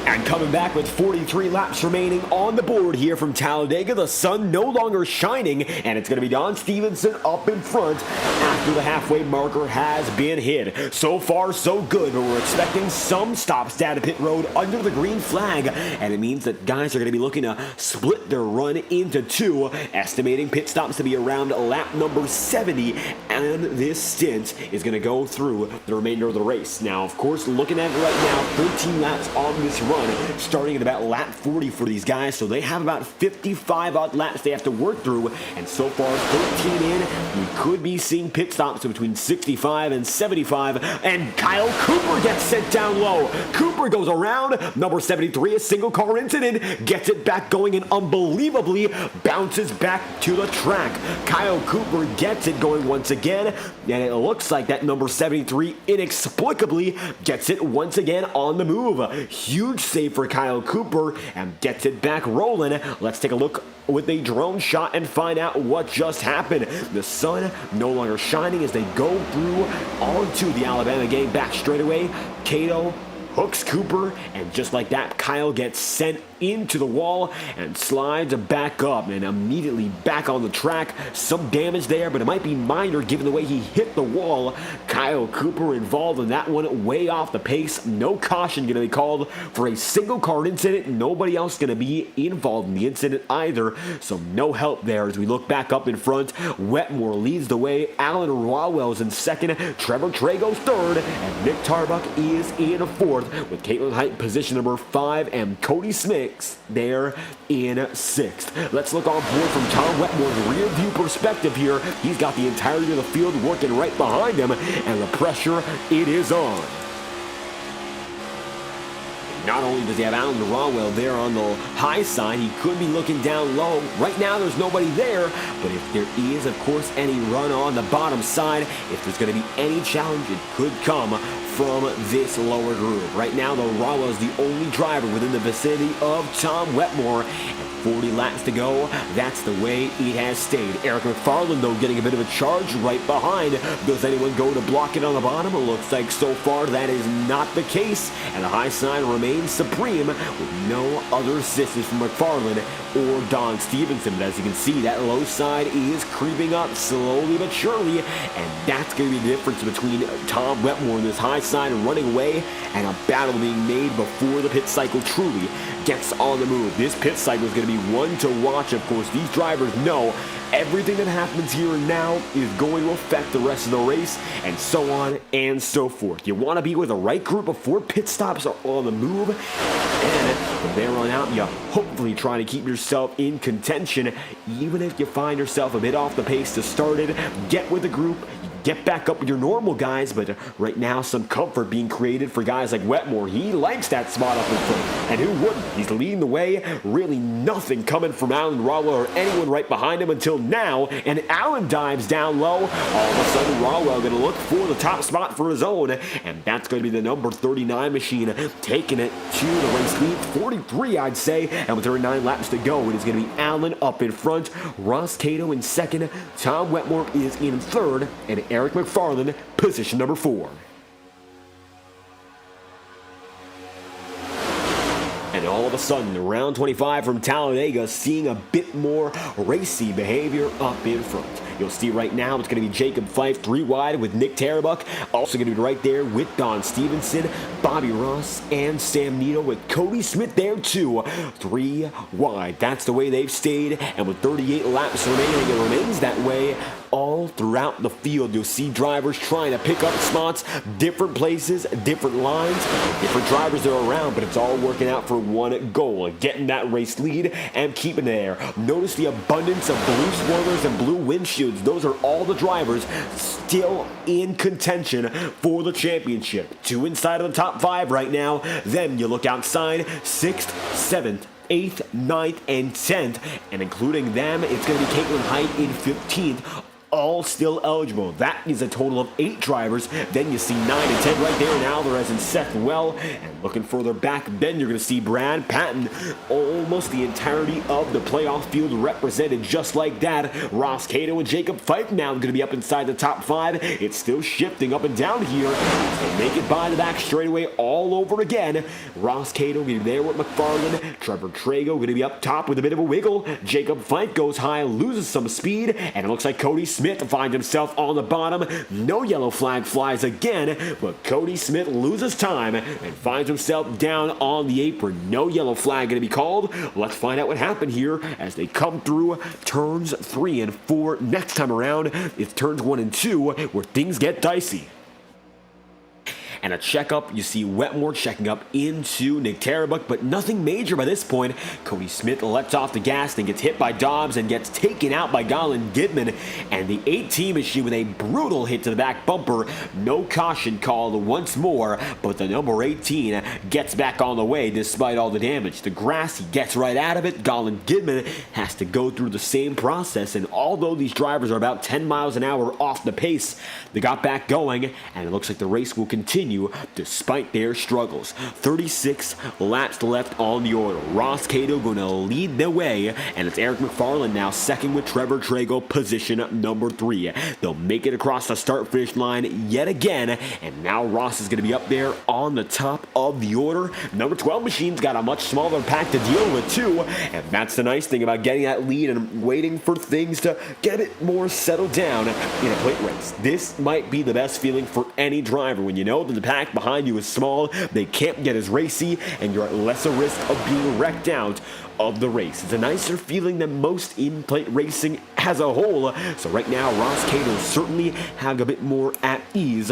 Coming through this time by Cato, Eric McFarland, Trevor Trago, Jacob Fife there, and 35 laps will remain. Looking back, you'll see Jay Aishman inside of the top 10 for a moment. Now he's down to 11th.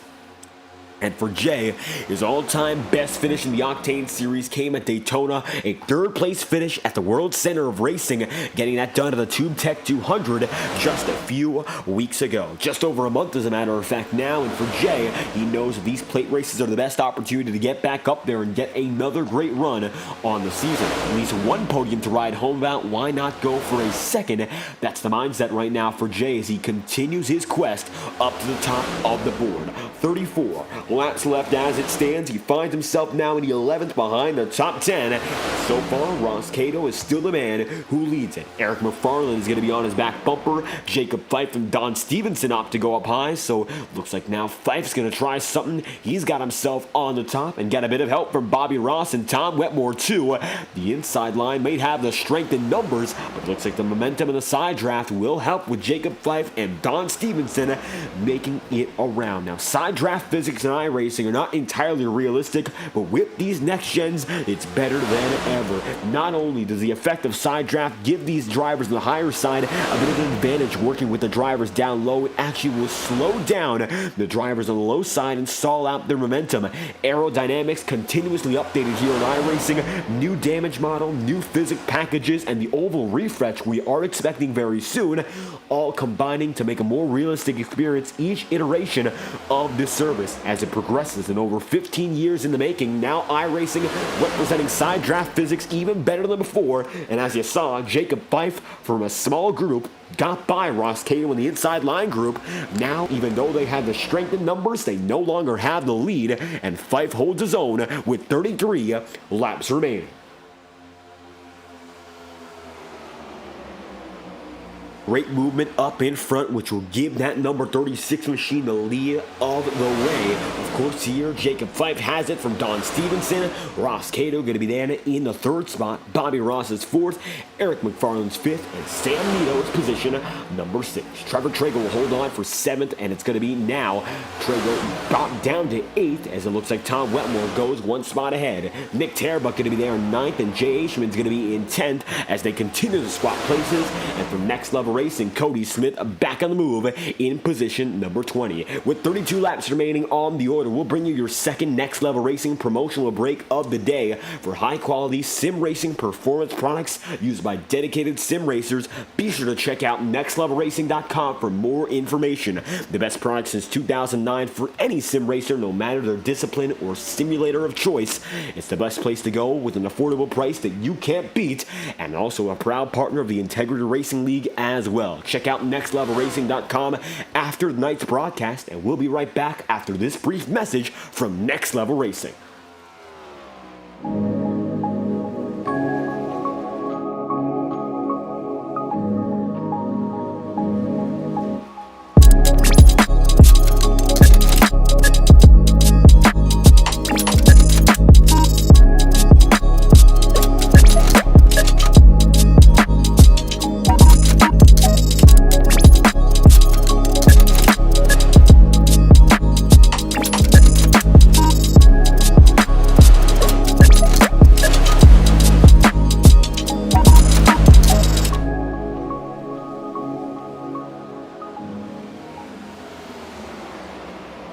And returning with 30 laps remaining here on FTN, double file for the race lead once more, but this time Tom Wetmore controls the high side, and Don Stevenson finds himself right down low. Round 25 from Talladega has given us some thrills, but overall very calm and consistent driving from all of the field. Still expecting one more green flag pit stop the way things have gone. Bobby Ross made it in, but he's not coming down for a competitive pit stop. He has damage, so he will not be in contention for the race win. Looks like another driver falling victim to some wrecks earlier in the going. It looks like that damage accumulating for Bobby. He will no longer be able to compete as he finds himself one lap down, going down to pit road, and has stayed there for over a minute and a half, no longer up there with the pack. Carson Bechtel and Brad Patton, the only two retirees of the day. Rest of your field still going strong as ever, and that's the way they stand here with 29 laps left. Time's been running out quite quickly here, and since we've had such a calm race, it's giving these drivers the chance to sit back, and while they might not be relaxing, they're definitely given the chance to sort of think about the strategy much more than if it was a caution fest race. Because you'd have to be on your toes each and every lap, keeping your head on a swivel, knowing that at any moment these drivers might wreck. That has not been much a worry tonight. Only one yellow flag for a cause. Then we had our one lap dash for the stage break, and since then we've gone strong with the leaders making it by Cody Smith. They'll go up high. The 18 stays right down low, and thankfully due to the abundance of racing room here at Talladega, that will not result in a wreck. 67 laps in of 94 so far tonight, and that's how it's been so far so good. Trevor Trago looking very good right now, net number 37. Best he's been all night long, and while his two teammates are out of this race, looking to run better from McConey's setup shop than his teammates were able to go. Trago's down low on the high side. He came down to the bottom, and looks like that will not pay off. Wetmore's got the lead. Top side is in control. Sam Nito going to be second. Nick Tarbuck going to be third. Alan Rawell fourth, and Caitlin Height is then in fifth. Don Stevenson's going to be position number 6, and Trevor Trago is then in 7th. And just like that, the high side takes over the entirety of the pack. Jacob Fife going to be running almost the middle groove as he sees Trevor Trago go right by. 28 laps to go down to 27. Bottom groove trying to get some more speed in it and get back up there. And as we ride on board here with Don Stevenson, let's check out what that number 47 machine can do inside of the cockpit. Now, certainly going to be a lot to keep an eye out for. Kyle Cooper going to pass by and looks like already going to be out of Don Stevenson's rear view mirror as he's going to fade back big. You can see Jacob Fife right there, and Don going to go down to the side of the 36. Makes it through, makes a few spots up in succession, and with some help, it looks like now going to be giving a run to the race leaders.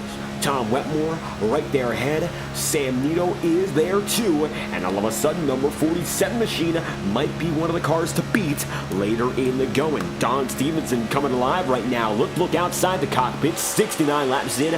Very nice charge for this number 47, and as you can see, he's got the assistance now of Trevor Trago. Trago's going going to remain on the back bumper. And right there, you will see a bit of a wall tap from Jay Ishman. And Caitlin Height looks to go 3 wide. The number 11 machine is there, but getting a nose in is all she can get right now. The draft's going to pull her all the way back, and they'll remain side by side, going through 3 and 4. 3 wide for a brief moment there from Caitlin Height. Will not pay off. Looking back, there's going to be a wreck. Victor Avila Felix, that's going to be another hit. 2 drivers go around, and more so. Yellow flag will fly, and just like that, we've got ourselves a caution. The second for cause, and the yellow flag flies at lap number 69. Luis Caballero going to be involved there, the number 91. Same paint scheme as the 27, but Luis is running tonight, and it will be the 91 involved. Let's take a look back and find out what happened here as the instant replay will show you what caused this caution.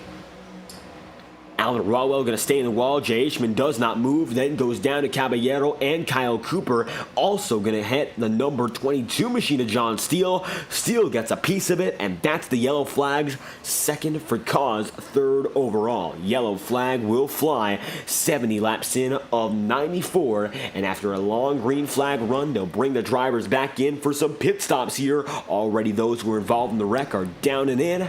Now Tom Wetmore and the leading drivers will have to come through and get set for another time on pit road. This looks to be the money stop, the last for the field, so this will be the one that makes the big difference. Now or never on pit road. You got to execute here, or you'll have no chance to at all. Pit road, this time by, going to be very busy with Wetmore leading and Don Stevenson not too far behind.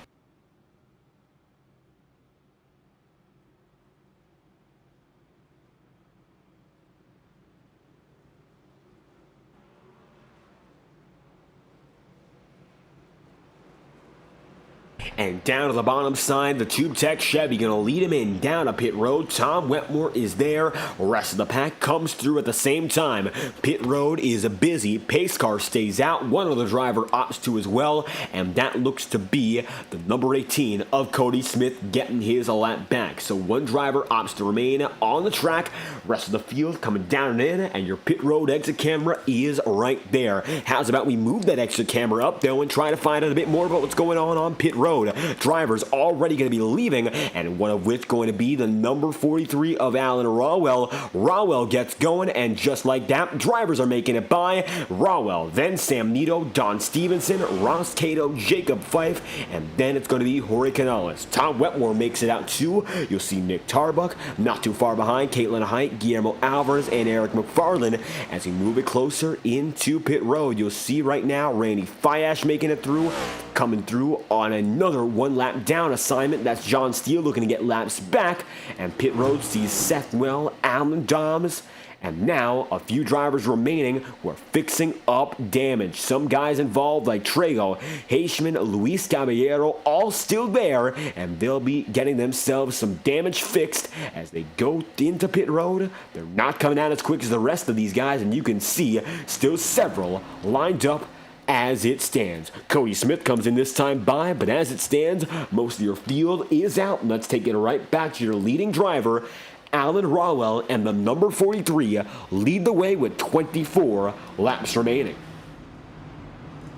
And Rawell all of a sudden the best spot he's been in all night long. This could be the night for the number 43 team, and they've looked strong, more so in the later laps. Earlier in the race, first 25, 30 laps did not make his presence known, but tonight could be one of those nights where you get yourself recognized. They'll know you're there if you put up a fight for the win, and so far, Allen, despite that incident there, has put himself back up in front. Looks to not have some major damage, so he's already up on the top spot of the board. Does he come down to pit road this time by? It looks like Allen will. Leads the lap and will be done with it. Sam Nito now has control.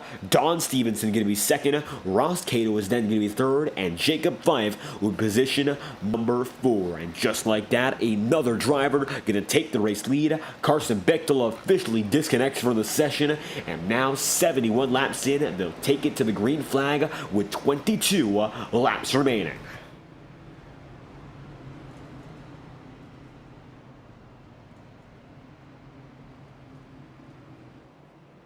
coming through this time around. 23 laps to go. It's been a great run from Sam Nito and Don Stevenson. All of these drivers with the blue windshields and spoilers have been able to keep it up there, not getting involved in any major wrecks, and they're still involved in the championship chase. The season to this point has been a smooth ride, but right now, with the playoffs in mind, the pressure being ramped up, get a win here, it could mean that much more. Even if you aren't one of the best drivers in the field and you're still making it in on points or consistency, Talladega is the great equalizer and gives every driver almost an even chance so long as they understand the basic principles of superspeedway racing. 23 laps to go this time by, heading down to only 22, and we'd like to thank our official camera provider here in FTN, TrackCams22.com and Track Cams for Gourmets, for over 100 track and card combinations for your iRacing camera needs, broadcasting, photography, anything you would like for your cameras. Check out Track Cams for Gourmets and TrackCams22.com. Top notch, a subscription you can't beat. Road courses, dirt tracks, ovals, whatever you need, they will have, and you can find it all at TrackCams22.com or look at their Facebook page, searching up Track Cams for Gourmets on Facebook. They're linked in the description of every FTN broadcast, so check them out below. We'd love to have you as a member of the Track Cams community. The best cameras on iRacing, TrackCams22.com. And in honor of our guys over at TrackCams22, we'll crank it up with 22 laps to go and bring you the sights and sounds of Talladega uninterrupted in the heat of the playoff battle. 73 laps in, we come back to the green flag. This time by going to be Sam Nito and Don Stevenson leading them through, and the green flag will fly all over again. Let's get back at it here with 22 laps remaining on the order and crank it up uninterrupted from Talladega. Green flag's out, led by Sam Nito. We are back underway.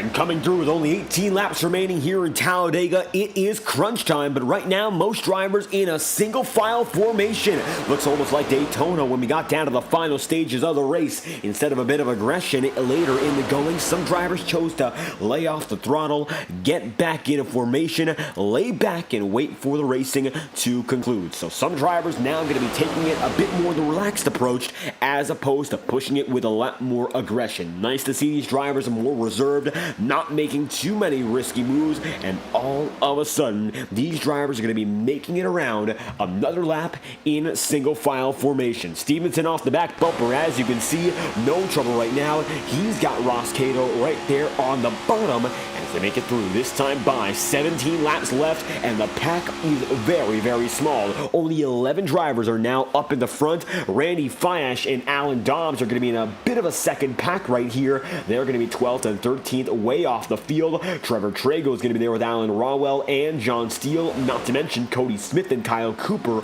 all there as well. So a much different scenario. A lot of drivers not able to keep up with the leading group, and now it is Don Stevenson up in front with Ross Cato there in second. Just like that, we got ourselves a much smaller pack, and they're racing with much more relaxation in mind. They don't want to pull their stuff over till the very end. Wait till that final few lap mark.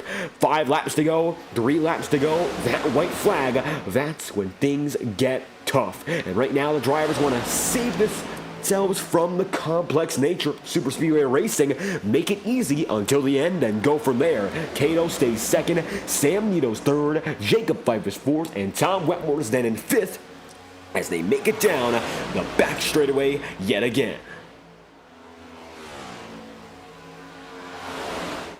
As they come through this time by down to the bottom side of the track, Don Stevenson still has them. Lap machines are going to be coming by very soon, and it looks to be another machine that's at least 1 lap down. That looks to be as they come across the stripe, the driver, the number 44, Bobby Ross, and the damage is major, but the number 44 is still going. 168 miles an hour, and many tracks that's as quick as you can get. But here at Talladega, that is far too slow. 173, 174 in the draft, but still not enough to keep up.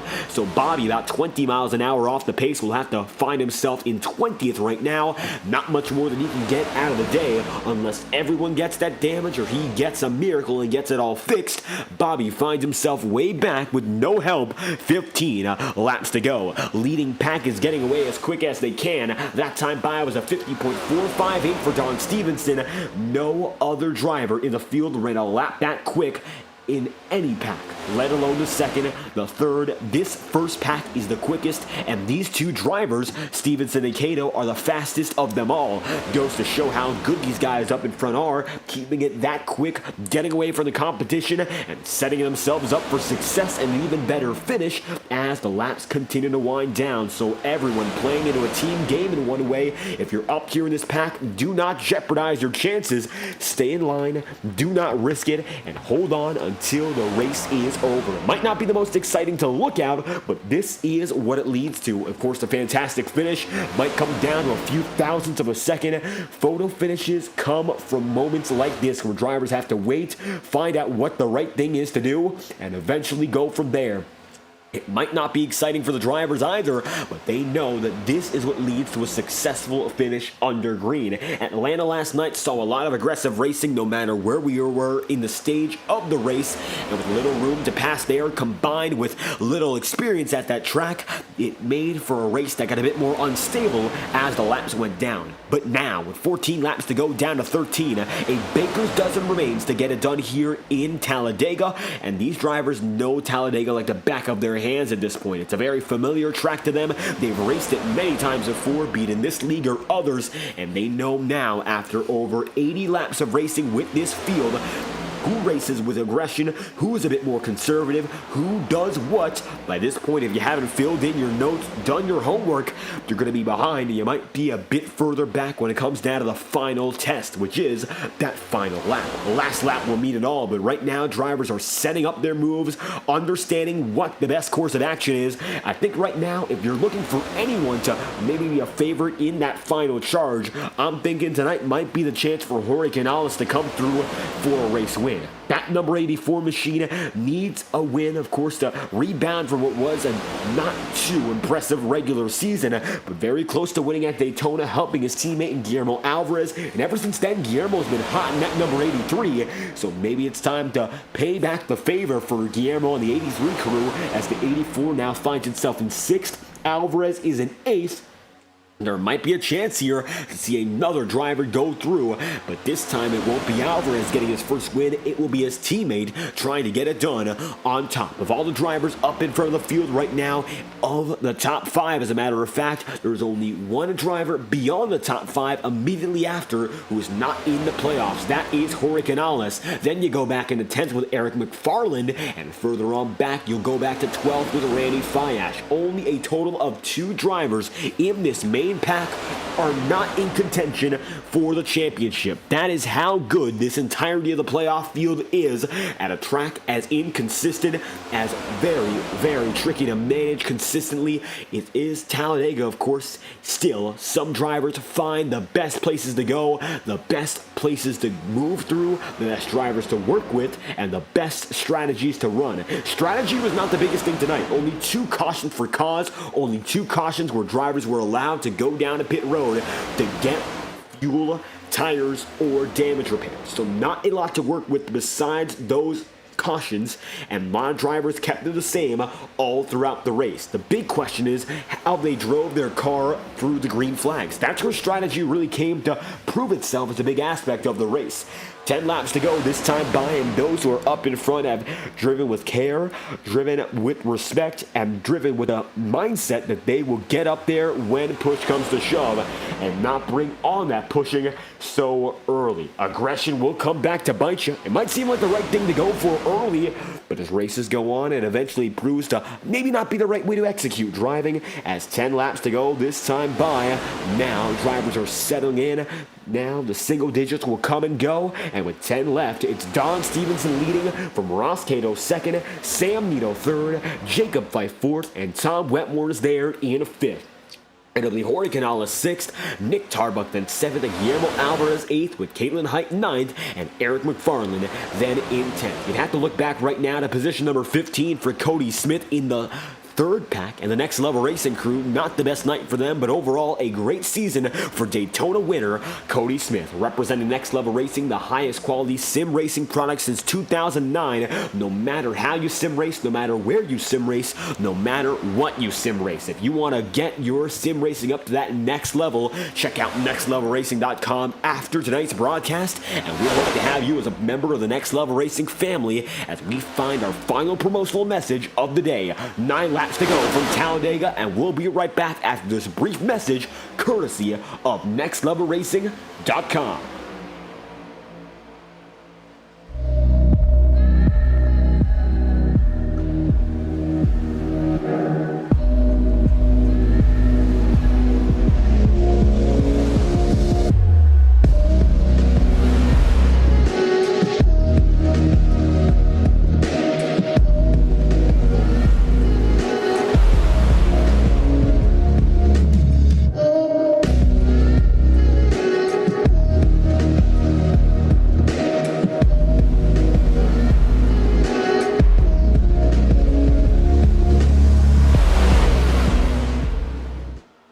And the yellow flag flies with 8 laps to go. Caution just came out. It's John Steele who just hit the wall. And it looks like the second pack gonna bring out the yellow flag. Coming back from our final promotional break, chaos ensues.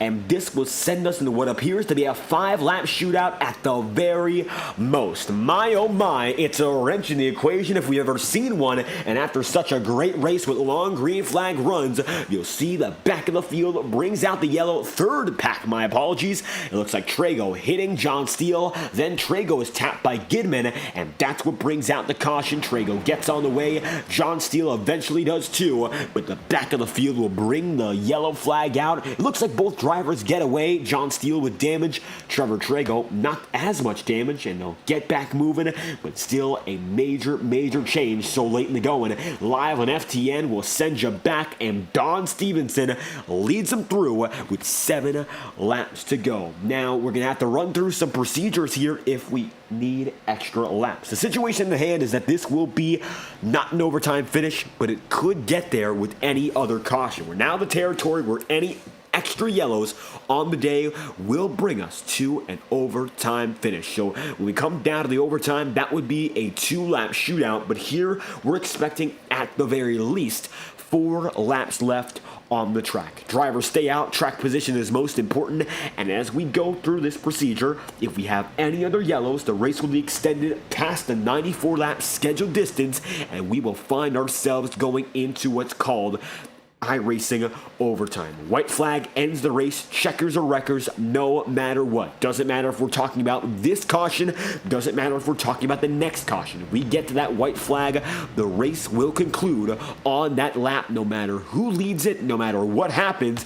The white flag makes the race official. However, we have up to 3 overtime attempts in our back pocket. Last night in the Ignite Series, we used 2. So here now, we have up to 3 extra chances to finish this race under green. 6 laps to go this time by. We'll be heading back green with 4 laps remaining. This is it. The final countdown of laps, and Don Stevenson finds himself up ahead with all the room in the world to think it over, knowing this will be the final stretch no matter what. 89 laps state of 94. This, what it all came down to.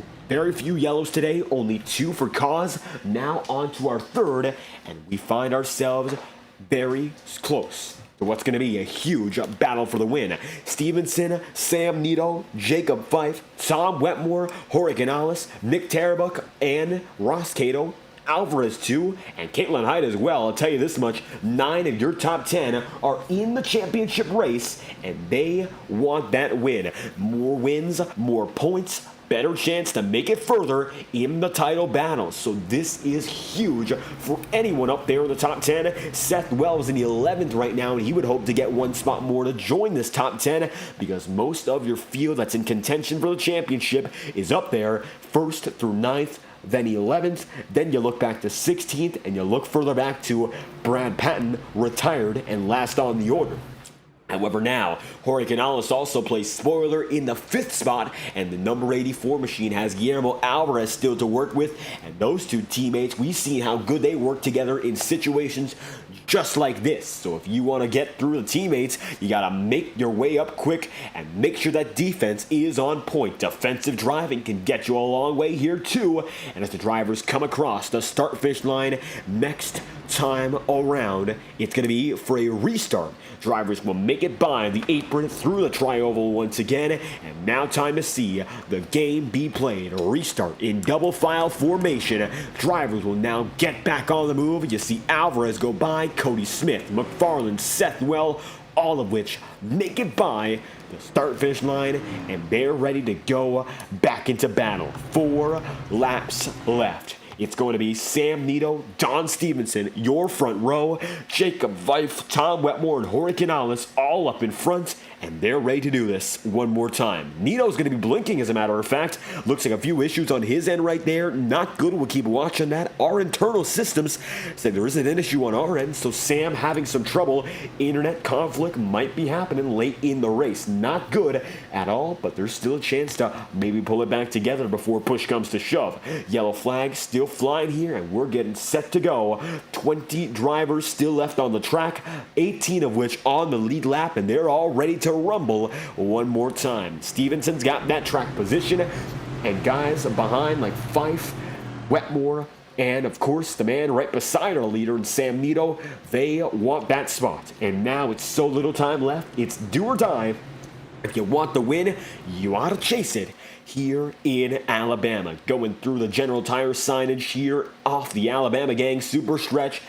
You want to make it happen? This is the best opportunity. Stevenson down low, Sam Nito up high. Jacob Fife will start 3rd, and Wetmore's there in 4th. Playoff spoiler, Jorge Canales has been fantastic all night long and wants to end this race off with a bang. He will be right there in the number 84 machine, position number 7. And he has Nick Tarabuk, your stage winner, up top in 8th. 5 laps to go. Let's do this all over again with the number 47 back in full control.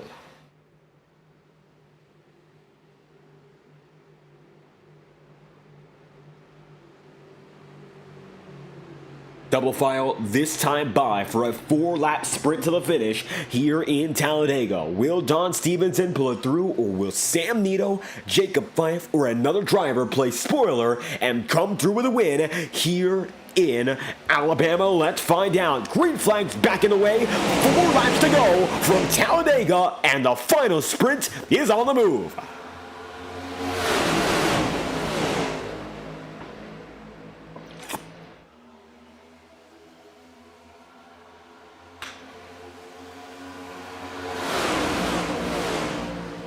Working down the back straightaway that time by. Looks like Stevenson loses big momentum. The number 2 machine of Sam Nito now up in front.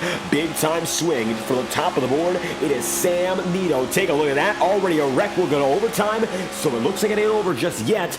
Yellow flag will fly. Jorge Canales involved, and the caution already back out. We don't even make it a lap, and now we are headed for sure into an overtime finish. Let's take a look at what just happened here and see what caused this caution, which will send us in to our first attempt of the day. 4 laps to go this time by. Race is set to be extended. Looks like it's going to be Jorge Canales sent 4 wide and does not know where to go. Comes up high on Dobbs. Dobbs hits Rawell, then tags the 84, and that's what brings out the yellow. Thankfully, most drivers dodge this incident and get back on the move. All the same, caution flies with 3 laps remaining, and now we're looking at the final few laps. It's going to be overtime procedure, as we mentioned. We've got it there, and we have 3 attempts to get this done. As they come down the backstretch all over again here in Talladega, Sam Nito going to lead from Tom Wetmore. Nick Tarbuck then going to be in 3rd, and Eric McFarland going to be in 4th. All of a sudden, a chaotic twist to what's been a very calm race up in front.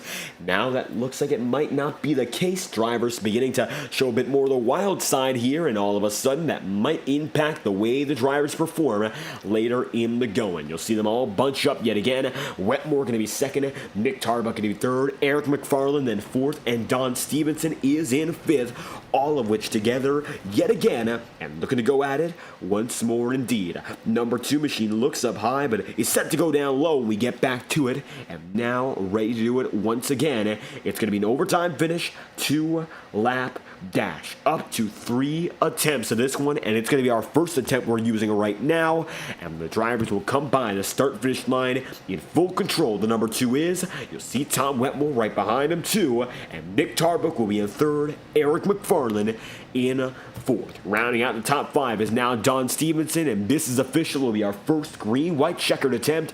We'll be going green at lap number 95, and that will keep us going to lap 96. Our checkered flag will fly on the 96th lap if we have no other yellows from this point onward.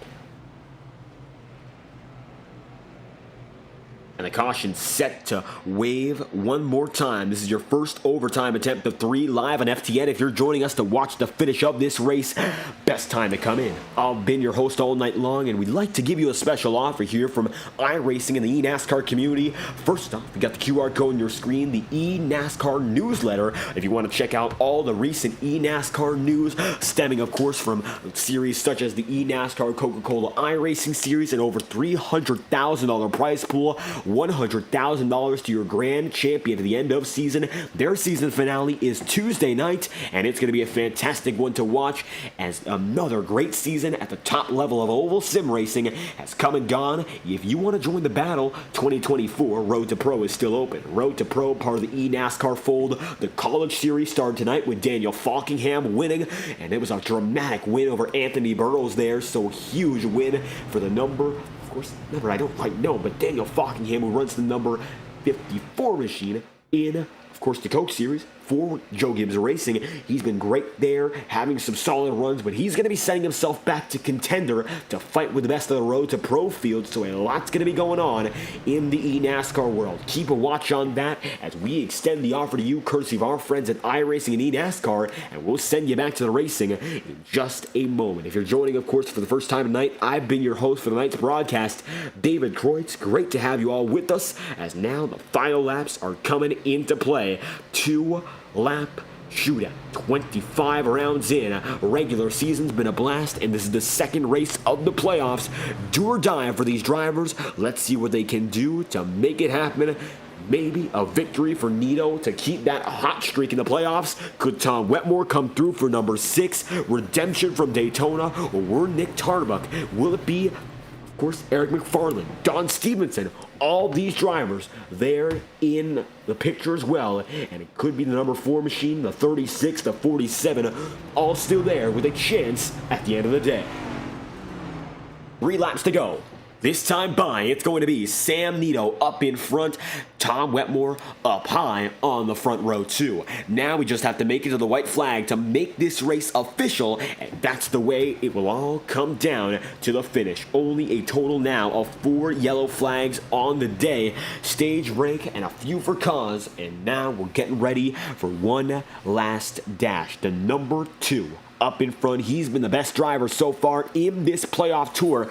Seth well able to recover big at Darlington, but the number 9 machine, as it stands, would lose your points lead if the race ended as is right now. No, certainly that's not going to happen, but it still is possible to see the same running order at the end of the day. Hopefully some improvements for a few drivers. They all want to get back up there, and if you made it to this point, it's now go big or go home. Pace car coming through this time by. It's going to be a huge chance for every driver.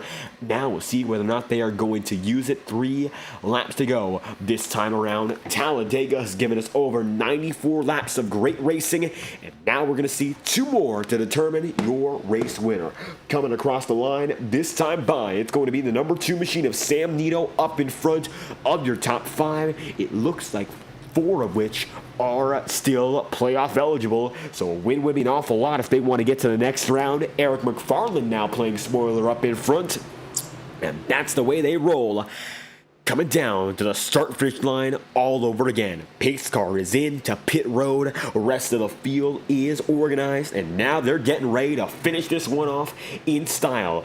Down to the green flag. Sam Nito's got the control, doing it once more. He's going to take a bit of a lead to get through the Geico restart zone and get back on the way. 2 laps to go from Talladega. We're on the move in our first overtime attempt of the day.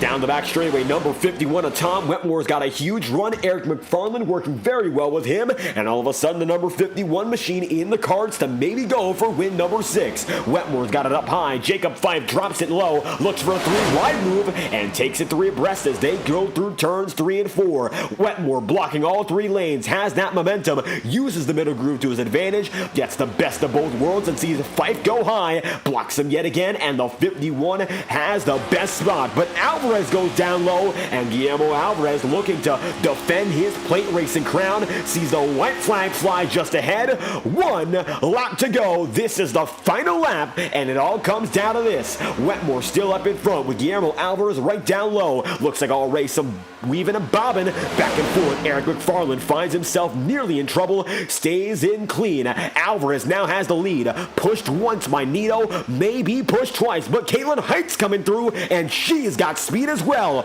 Number 11 machine needs a race win to get into the next round of the playoffs and keep the championship hopes alive. Alvarez leads, and the number 83 finds himself there by a wide margin, but now Sam's got to pull one more trick and get by with the slipstream. He goes high and does not fake it.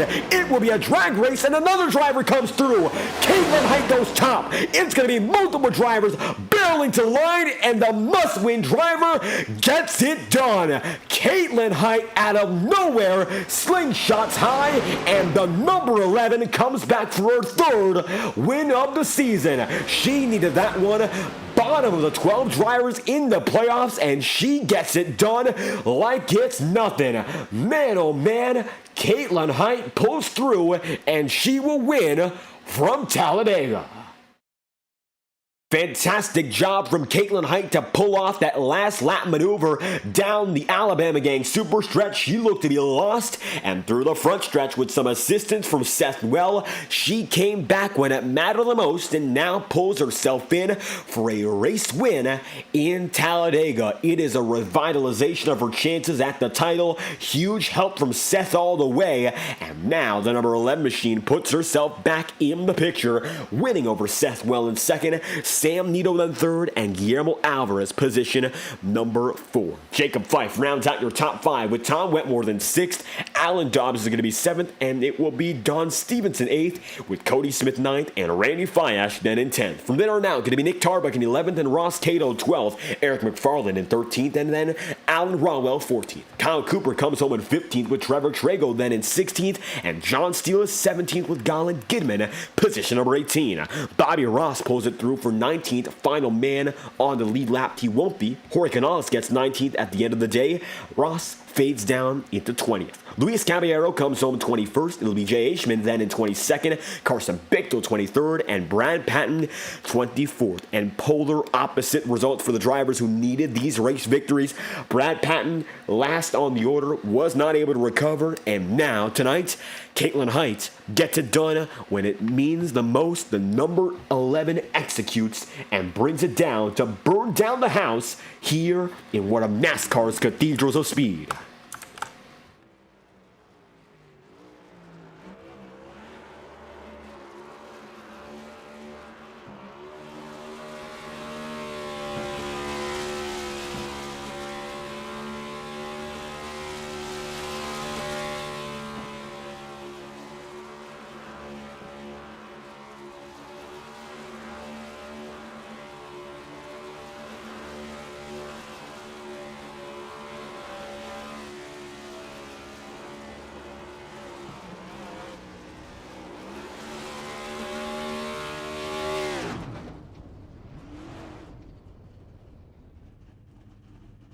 And Caitlin Height gets it done, puts it in the grass, and the celebration comes to a temporary halt, and the number 11 down off the racing surface. Getting it done, Caitlin Height pulls it through for the race win, and a fantastic performance all around for this number 11 team, getting it done in victory lane. How about that when it means the most?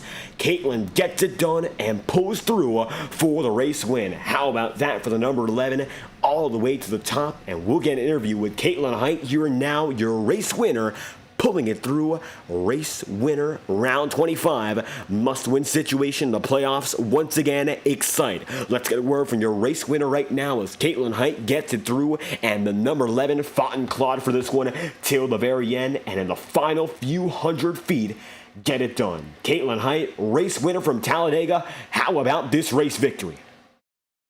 I'm gonna be honest, completely unexpected. I was not anticipating to get that win in any way. It looks like some help at the very end, a huge shove on the final lap with a lot of momentum, and that's what carried you to a chance at the race win. How was it going through that final lap and getting the perfect amount of momentum to make that pass and do the unexpected, which keeps your championship hopes alive? Yeah, really, I just have to give that all credit to Seth there. He was just sticking with me for that entire last lap and just kept pushing. And oh god, I don't remember the two who were out front. Maybe it was like Tom and Sam, but the moment that Sam went high, that just slowed both of them down, and that was just that extra burst of speed and just turning it to the outside there to get that run to the line pretty much did it. But like I said, I was not anticipating to actually win this race at all, and really my whole mentality was, oh, I'll just cruise around, see where I end up, and I guess first place is where I end up. And a huge rebound night from not showing up at Darlington to getting this win, and all of a sudden there's a chance once again for this number 11 team to come through with a title. A huge rebound night with a Roval up next, another wild track in its own way. What's it going to take to keep this momentum going and perhaps put another great run in? Well, as far as next week is concerned, it's really nothing to fret about. I can just sort of have fun with that one. Um, I don't remember what the stage of like 8 is, like what that scheduled part is, but that'll be fun to go to wherever else there is. But yeah, just I guess for next week, it's just gonna be taking it easy. Taking it easy after a much-needed win for this team, number 11, Caitlin Height pulls it through a final moment victory here in Talladega, and number 11, Toyota Camry gets it done. Anything else you'd like to add after this victory? Just want to thank all the admins at Integrity, and thanks to you for putting the broadcast on for everyone to see. And once again, a big thank you to Seth for giving me that big push through the final lap. And it looks like with some assistance on the final stretch, Caitlin Height pulls it through for a much-needed rebound victory here from the Talladega SuperSpeedway. Thank you for your time. All right, thank you. Now, Caitlin on the move, race winner, the number 11 gets it done. We're replaying that fantastic finish here now. Watch as your second place driver, Seth Well, pulls it through. And for Seth, it's a huge drive up on that final lap as well. Barreling through the competition, runner-up finish, and a very fast rebound. This 9 team looked down for the count for a moment and came right back again. How do you feel after tonight? I mean, feel okay with a P2. I'm out of play track. I haven't looked at what the point situation is, but I think we should be close to basically being locked into the next round. So that was kind of the goal heading into tonight. Just nice, smooth night. We got second on the stage, second in the race, pushed Caitlin to the win. So, we had a good night. And tonight looking very good for this 9 team. Of course, you're already in a very comfortable position in points, so you have the luxury of sort of relaxing about this race, not putting as much stretch into it as many drivers else did, but still able to come home with a very good finish. Strategy, mostly the same. Chaos later, a lot of long runs early, so how was it managing your time, knowing that maybe it would devolve into what it did later in the race? Early on, I really didn't know when the stage end was, I'm going to be honest. So I was sitting back saving fuel thinking it was 40 laps, and then I heard that it was 38. And then we had that yellow with like 3 to go on the stage. But that's kind of how we were setting up the whole night, just sitting in back, fuel saving, just hoping for a shorter pit stop than everybody else and setting ourselves up for a finish. Not necessarily trying to lead all the laps tonight. Of course, after a wild race at Talladega, there's still some chaos coming up next on the schedule, but in a different form. Charlotte Roval, much different track from anything else on the schedule here, and it's not going to be as many laps, but surely going to be a workout in itself. Is there any chance to keep up this momentum and maybe go for another win? I don't really know how I feel about the Roval next week, I'm going to be honest. I mean, our record this season says we should be in the top 3, but I'm not as good at the Roval as I am at, say, Watkins Glen or stuff like that. So next week's going to be interesting. Hopefully our point situation's good and we can just kind of relax around that race and just let our pace handle itself. And hoping to keep the pace up, the number 9 machine of Seth Well pulls it through for a second place finish here in Talladega. Anything else you'd like to add after this event? I appreciate the broadcast tonight, David. Bringing it out on Fireball Talks NASCAR.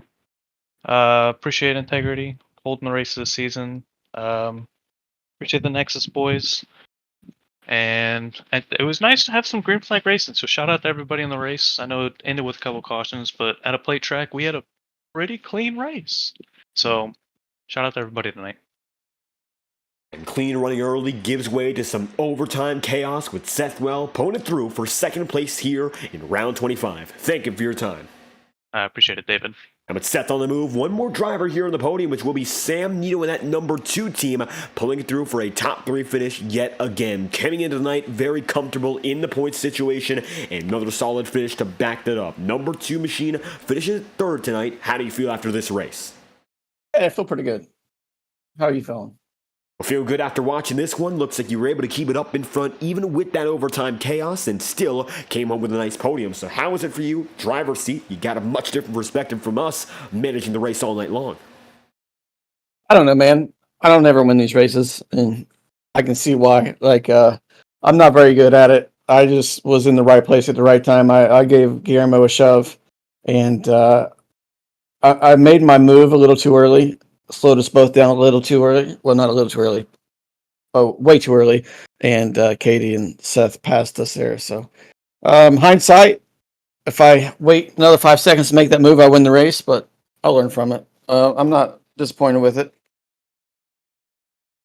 And not disappointed at all with the top three, and so far this round has been great for this team, consistently up there inside the top five, and next up it's going to be a road course, and of course, different from the remainder of the schedule from here, it's the Roval, Charlotte, different from any other track in its entirety, so iRacing giving us the chance to experience that track in its entirety, round 26, different look, and with some, of course, buffer in the points, how it's going to be like managing another tricky track.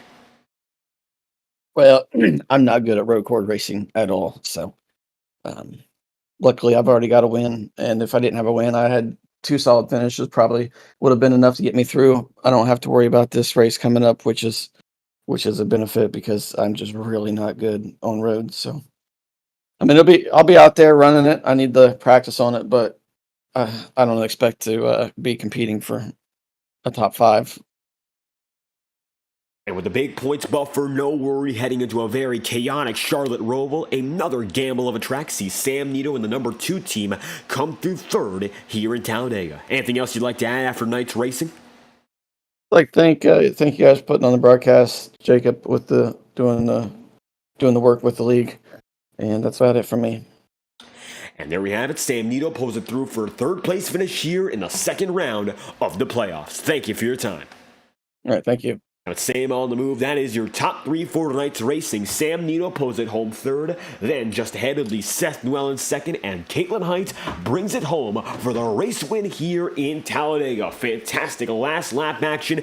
Gives the number 11 the race victory. And overall, a great show to look back on here on FTN. We hope you enjoyed tonight's presentation of the Integrity Octane Series. If you did, leave a like and subscribe to the channel. Your support is always greatly appreciated. I've been your host for tonight's broadcast, David Kreutz. Great to have you all alongside us here on the channel, and we hope to see you tomorrow night for the 4-Hole Cup Series as they take on the Michigan Speedway for 190 miles of racing. If you stick around for that, that's Wednesday night at 9 Eastern, so we'd love to have you there as well, and if not, we thank you for your time and support here on this beautiful Tuesday night in the virtual Talladega Superspeedway. From our studios to your homes, we hope you enjoyed tonight's presentation live on FTN, and hope to see you as a viewer once again on FTN. We thank you all for your immense support, and we hope that you have a great night.